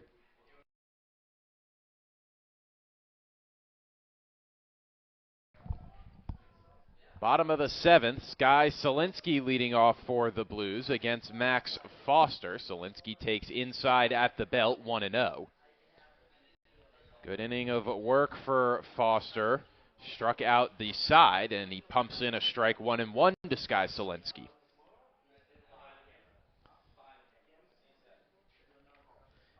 Last time Danbury scored, Bristol answered right back. Let's see if the Blues can replicate it. Foster's been a little bit wild when he's not hitting the zone. It's sort of, it almost makes you think he doesn't really know where the ball's going, but when he throws a strike, it's spotted up beautifully. It's been a little bit inconsistent. I agree with you, Ben. Solinsky down the line, foul. Well, that's what happens. You get a bunch of fastballs from a fastball pitcher. He pulls the string, pulls the chair out from under you, and you're just in front of a really good-looking off-speed pitch. I know if you're Solinsky, you want to have that one back. 2-2 from Foster, out of the windup. Called strike 3. 4 strikeouts against 5 batters face for Max Foster. And Foster comes in, faces 5 batters, like you said, has struck out 4. The next highest Danbury pitcher, well, there's 2 of them. Each of them had 2 strikeouts. That's been the team high. Foster comes in and gets 4 already. Here's Zerillo. He can be a real power threat. He can create offense on his own. He takes ball 1 at the eyes.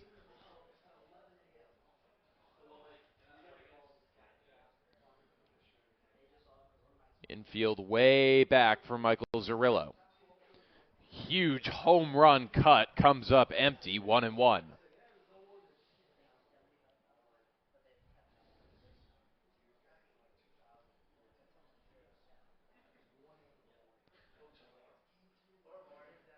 There's a little bit of the wild we alluded to. 2-1 the count to Michael Zerillo. Jordan Payton, the shortstop, is on deck. Another home run cut from Zerillo. And another strike for Foster, 2-2. Like you said a couple innings ago, it's almost a matter of time before someone makes contact and one is just up and out of Muzzy Field. Can't let Zerillo connect here. And he doesn't. Another punch out for Max Foster. 5 strikeouts in only an inning and 2/3.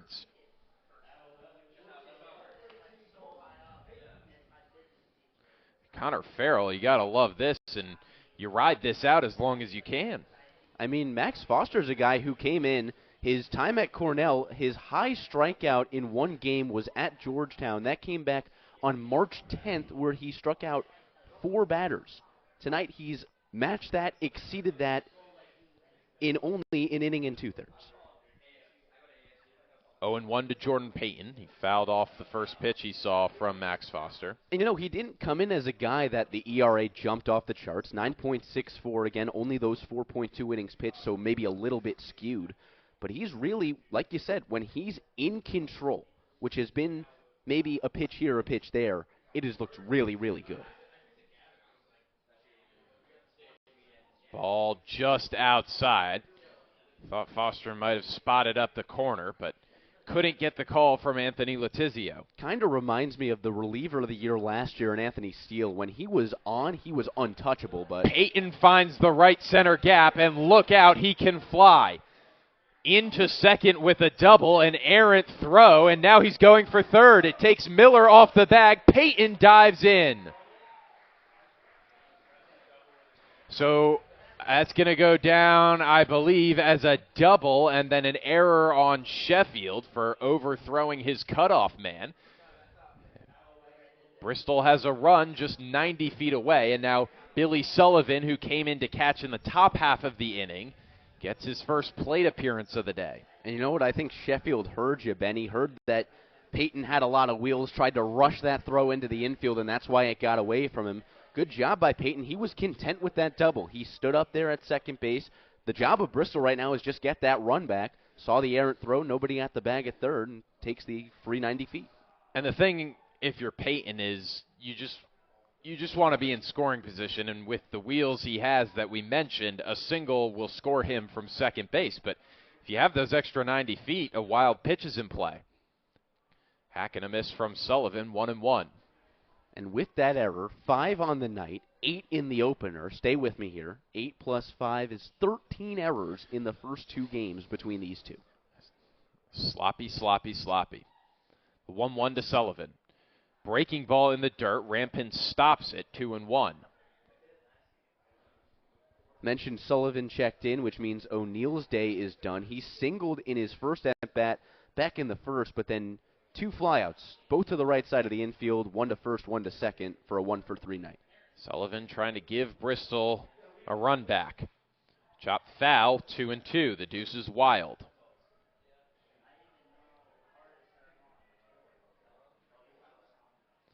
Looks like Brady Short is on deck. This would be another pinch hit situation. He could slot right into second base for JT Landwehr. 2-2 to Billy Sullivan. Breaking ball upstairs, and Sullivan gets really, really low in his stance. Not only does he say is that for power and to use his legs, but it also helps him time pitches up better. Only 5'10". When he squats down, he's more like 5'5" in the batter's box. Upstairs, Sullivan draws a 2-out walk. Runners on the corners for the Blues with 2 outs.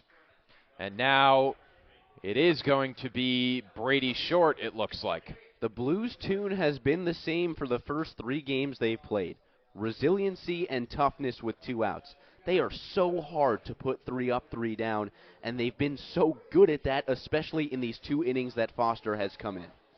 So Short, who started the game in Danbury on opening night, trying to come in and provide a little bit of run support to the Blues. Already up 5-2. You mentioned that he went 1 for 5, scored a run, also struck out in that one in the opener. Short well behind on a fastball from Foster, 0-1.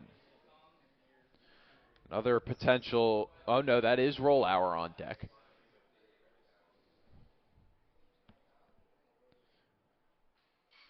Broken bat, grounded right back to Foster, flips to Diamore, and Danbury is out of a minor jam. So Bristol puts runners on the corners with 2 away, but unable to capitalize. The score remains 5-2 in favor of the Blues. On to the 8th we go on the NECBL network. All right, Mike, so how are we going to do this?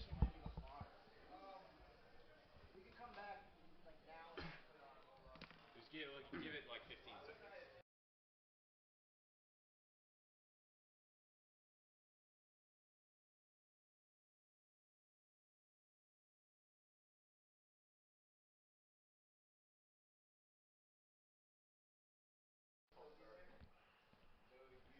Ben Mihaljevic, Max Wallace with you all. Top of the 8th inning, NECBL Network. Bristol leading Danbury 5-2 in the second game of the Mayor's Cup. Bristol has a 1-0 lead in the Mayor's Cup series. One defensive change. Brady Short is out at second base. He came in as a pinch hitter for JT Landwehr in the bottom of the 7th. Jacoby Davis, the top of the Danbury order, is at the plate. 0-1 to Davis. Now's the time if you're Danbury. You held Bristol only down by 3. See if the top of the order can produce and get you even. 0-2 to Davis. That 7th inning continues to be Danbury's inning. That's the 4th run they've scored in the 7th.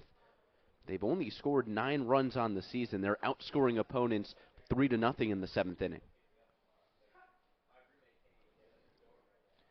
Logan Waltz out of Felician University working from the stretch, the 0-2. In the Westerners go hit and run. They can try that here with Michael Iannazzo. Just the second time tonight, second time in 8 innings, the Danbury Westerners have gotten the leadoff guy aboard, and the first one, all things considered, was a gift by an error by the second baseman. Take what you can get. Waltz pumps in a strike to Iannazzo, 0-1. And for Davis, like we said, got that single, the hustle infield single in his last at-bat. A guy who can fly and a guy who, when the hits pile, they just keep on rolling. Throw back to first. Not a bad move from Logan Waltz. Blues very careful with Jacoby Davis. And the move was good, but the timing of the move was better. He had just come set and then instantly went. Davis was kind of in the in-between of should I get another step or jog back to the bag. Iannazzo chops foul down the first base line. He's behind 0-2. This is where Waltz had Jacoby Davis, but unable to finish the job.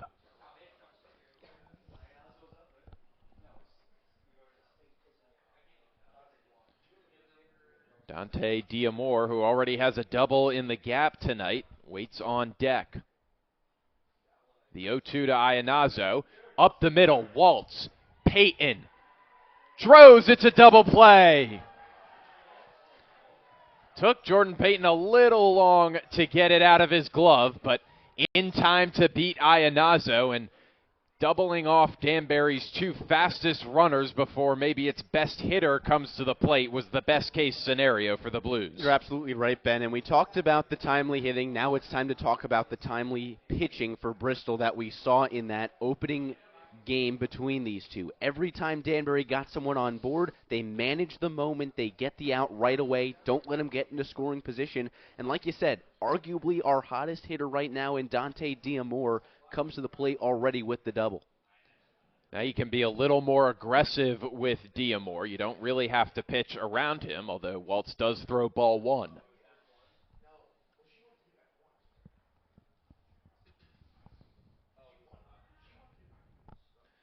Still going from the stretch. Can't catch the corner. 2-0 to Diamore.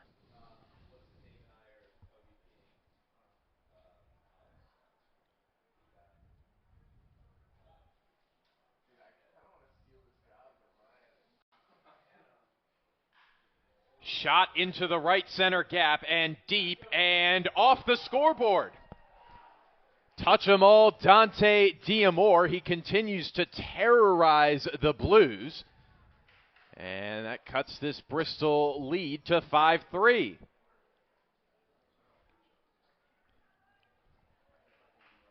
That was one of those where right off the crack of the bat, I think both of you and I knew that was going to leave the yard. Like you said, off the left side of the scoreboard for Dante Diamore, now with 4 extra base hits, 2 of them today. One of them against Bristol, one of them against Ocean State. And terrorize is the right word. He's been the guy to circle on your lineup card if you're the Bristol Blues. That also goes to show you just how important that double play was. Now up the middle, Peyton ranges to his left, throws on the run to get rampant. So a 1 pitch out for Logan Waltz after Diamore goes yard. That's the only run of the inning for Danbury, but puts the Westerners within striking distance. They'll have to hold the Blues in the bottom of the 8th before they get their chance again in the top of the 9th. 5-3 Bristol on to the bottom of the 8th on the NECBL network. 8th, 5-3 Blues, and a chance for a little bit of insurance. The Blues have the top of the order coming to bat and could use a run or two. Bristol hasn't scored since the bottom of the 4th inning, and you just want to see maybe a little more of a cushion and not as much suspense before you go into the top of the 9th. And, well, the theme continues. If you're Connor Farrell, you put a new pitcher in.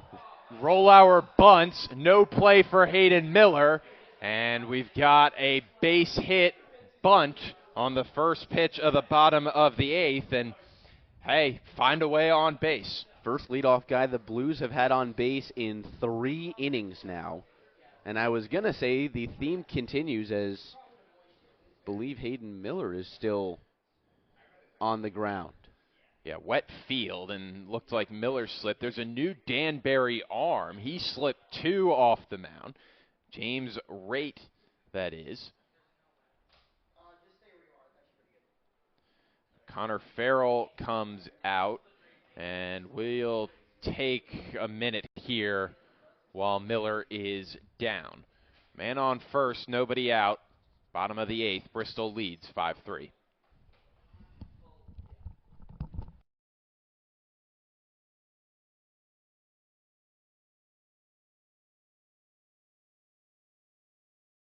So we're back with you. Hayden Miller is exiting the game. He's walking off on his own power, but Danbury has to put a new third baseman in. That's Jack Andrews out of Delaware, hometown Fairfield, Connecticut. Speaking of Fairfield, the Fairfield Stag, Dean Ferrara, comes to the plate with nobody out, and Thomas Rollauer on first. Rollauer bunted for a single to get on. Raitt out of Duke for the Danbury Westerners. Only pitched in 2 games, 1.2 innings under his belt. He struck out 1 and gave up 2 free passes, 2 walks. Raitt almost hits Ferrara with his 3rd pitch of the inning. 2-0 is the count. You don't want to give the Blues any base runners because despite the velocity Raitt has, Bristol will find a way on and the Blues will find a way to make it work. Ferrara directly back into the net, 2-1. Ferrara trying to keep the good times rolling. A single in the first, later scored a single in the second. 0 for 2 since then.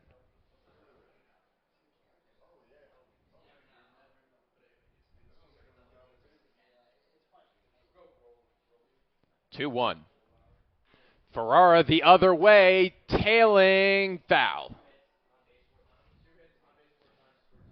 Sheffield actually got a pretty good jump on the ball, so it would have been difficult for Ferrara to advance to second, but the most important thing for Bristol is Rollauer was well on his way to third. He knew that ball was either landing in fair or foul territory. It was not getting caught.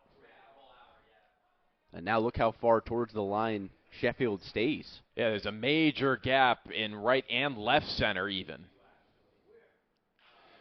Ferrara up the middle, double play ball. Lopez, Iannazo bobbles, throws to first, and Ferrara is safe.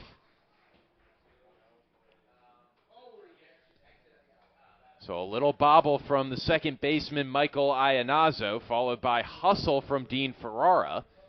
It keeps a guy on the base paths for the three-hitter, Anton Lazitz. Looked like it was going to be a picture-perfect double play ball for the shortstop, but you wonder if the wet grass kind of slowed it down. He had to take an extra step in, making the toss a little bit behind his body.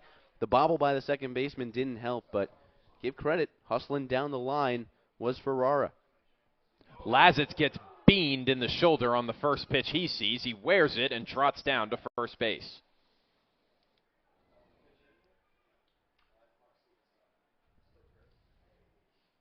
First and second with one away for the Blues, and here comes Connor Droz. Droz has 2 RBIs to his name tonight, a sac fly in the first and a single in the fourth. That RBI single was the last Bristol run. Tim Binkowski and hitting coach Mark Stevens talking a little shop. Maybe pinch hitting, maybe a bunt situation. Droz takes a fastball for strike 1. Really good spot on that fastball as well. High outside part of the zone. Anything that he was going to hit was going to go the other way. It wouldn't have gone far. Really good spot for strike 1. 0-1 to Droz. Up and away. Good stop by Rampin. Rampin's been busy behind the dish tonight. He's prevented a few wild pitches, and as good as a job as he's done, there have still been 3 or 4 wild pitches. And Rampin, he's seen a couple of different arms. He's seen faster pitches. He's seen guys who kind of live in that off-speed realm. So he's adjusted very, very well, and like you said, has saved a lot of bases. 2-1 now to Connor Droz. Tried to go back to that same spot as strike 1, but Rampin tried to frame it on the drag down, but just too high for a ball. Again, Blues looking for an insurance run. Up 5-3 in the bottom of the 8th. Swing and a miss on a high fastball, 2-2. Like I said,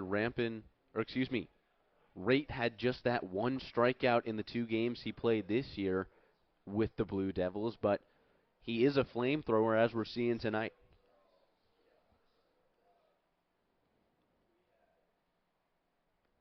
Droz swings and misses on a pitch in the dirt. Ferrara breaks for third. He's thrown out. Droz is out because there was a man on first. And that ends the inning. Yeah, the Westerners didn't walk off the field. I got a little confused, but that's it. A second strike him out, throw him out double play for Danbury. That'll send us to the top of the 9th. Bristol fails to get the insurance run and leads 5-3. Top of the 9th coming up next on the NECBL Network. Ben Mihaljevic, Max Wallace with you all. Top of the 9th, 5-3. Blues leading the Westerners. Bristol trying to take a 2-0 lead in the race to the Mayor's Cup. And the Blues bring on their brand new closer, Carson Renner. Renner comes to Bristol out of East Stroudsburg University. And the reason you recognize that name is because that's where last year's closer, Brent Francisco, known as Big Bird, came from. Francisco this year, everything in the Division II level. First team All-America, first team All-Conference. He did it all. Francisco even called general manager Jordan Shiner, and when Francisco broke the news he wouldn't be coming back, recommended that Shiner take Carson Renner, and then just today, Carson Renner committed to Penn State. Jump up to the Division I level for the righty closer. Penn State's a great baseball program as well, just coming off of the loss to Nebraska in the Big Ten championship for baseball. but a guy who this past year, a 1.01 ERA, 26 innings pitched, just 3 earned runs to his name. 2-0 is the count to Ryan Pisano. Pisano, a deep fly out to left center in his last at-bat. Inside 3-0, and biggest piece for Danbury is try and get that leadoff guy on. It's been tough to come by this evening. I believe it's just 2 times they've gotten the leadoff guy on, once in Davis and once in Ionazo. Called strike, low at the knees, 3-1. Pisano was taken the whole way there. He thought he had the free bag and the leadoff walk, but he'll have to stand in there. Biggest thing he was working on is driving his back knee down into the dirt, trying to generate power from those hips. Another called strike, 3-2. It's a good spot that Renner's hitting.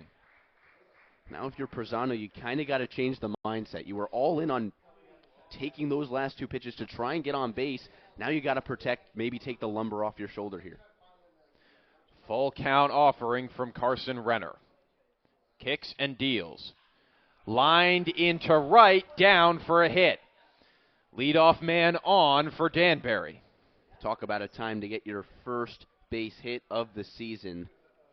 Really good swing, really good pitch placement, but the batter got the better of him. And tell you what, give a lot of credit to Pisano on that one. You see 2 really close strikes get called. You never waver. You put the bat on the ball, and hey, good things will happen. Nice single for him. So here's Jack Andrews, who had to come in the bottom of the 8th after Hayden Miller got injured trying to field a bunt. He looks at a fastball for strike 1, behind 0-1. And for Andrews, 2 for 8 on the season. Didn't get the start today, but a guy who's got 1 double already to his name.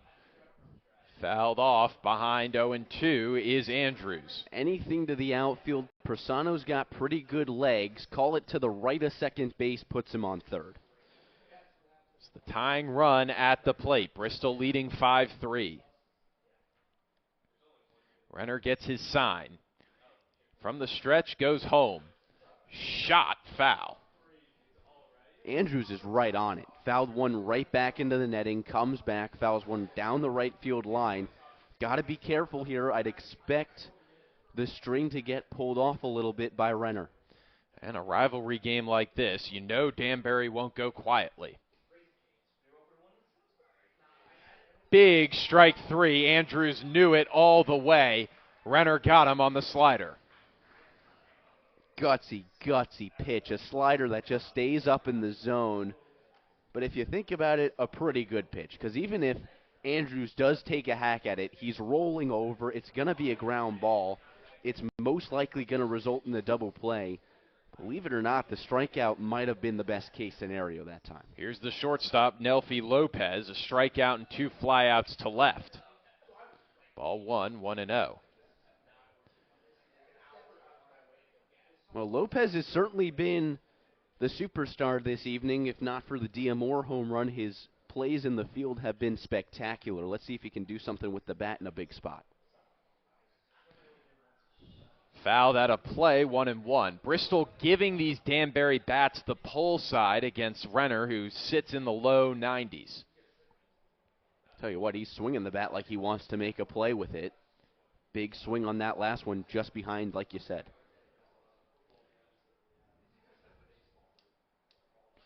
1-1 to Nelfi Lopez. Ball just low and away, 2-1.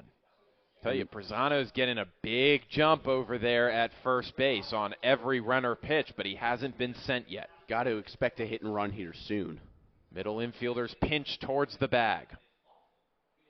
Inside, and great job getting out of the way by Nelfi Lopez. He avoids getting drilled in the knee, 3-1. Like I said, he gets out of the way. Not only does it give you a ball, it gives you a hitter's count. So either you get hit, you take first base, or you get out of the way, like you said, and now you're faced with a 3-1 count.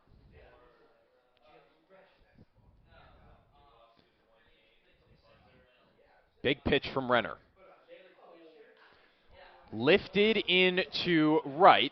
Routine play for Rollauer. He's under it, and Danbury is down to its final out. got the pitch he wanted, got the spot he wanted, just missed it. And capitalize and underline the word just in that saying. He was just under that baseball. If he was an inch more on top, it's a double in the gap, and this is a brand new ball game, maybe even a one-run game. Now, Danbury 8-hitter comes to the plate, and it's only the son of an MLB legend. Told you he made a name for himself in college. See if he can make a name for himself in the NECBL on night 3. And let's see if Brisano tries to get himself into scoring position. Danbury down 2 runs, and now Sheffield, the batter, behind 0-1.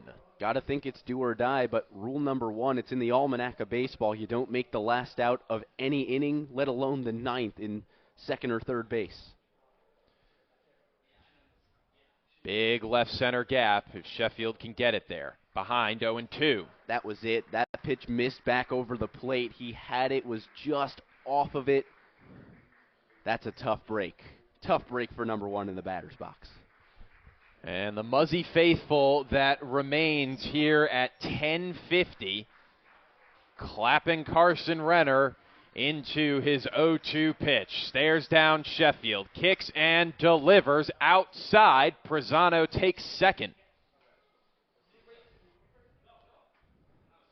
Tell you what, Sullivan might have just seen his light flash before his eyes because he broke like that was going to be an off-speed pitch, had to quickly bring the glove back up.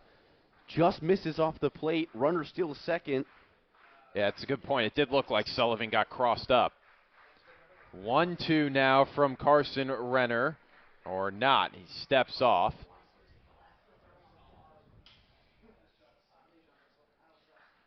Hope the battery mates have the right sign, know what they're throwing. 1-2 to Jaden Sheffield. Fouled directly back, and the Westerners stay alive.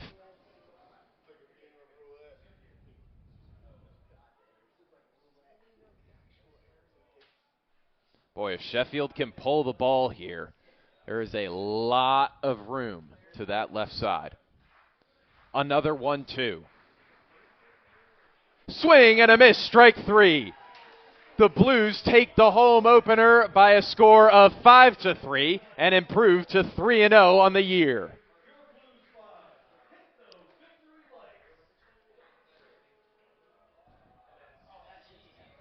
Victory lights go off at Muzzy Field. Bristol 3-0, Danbury 1-2, and in terms of the Mayor's Cup, Bristol a commanding 2-0 lead after just 3 games played here in the 2024 NECBL season. Really good showing by Bristol, who got those 4 runs in the first 2 innings. And then like we talked about, it was going to turn into that cat and mouse game. And give Bristol credit. They only scored that 1 extra run in the 4th. It turned out to be the difference maker. And give a lot of credit to Renner. Comes in, faces some adversity, but in the end gets 2 strikeouts, 3 straight outs to give Bristol the second win over Danbury. So over 4 hours after we initially started, you had the long rain delay. The game finally ends with a Blues victory. And I mean, credit to the Westerners, because after that 4th inning, Danbury was the better team, both pitching and hitting-wise. Really flipped the script, and honestly, you're hoping this only game 3. Obviously, you drop 1 in the Mayor's Cup, but if you can turn that momentum from the 3rd on into something tomorrow, and Danbury's about to open up a 5-game stretch, 2 at home, 3 on the road, got to try and build some momentum somewhere. Maybe that's where it comes from. Well, it got started in the 1st inning very early on for the Blues. It was a sac fly from Connor Droz, then back-to-back RBI singles from Michael Zarillo and Jordan Payton. Made it 3-0 Bristol after 1. It was 4-0 Blues after 2 when we had a fielder's choice that scored Tommy Rollauer.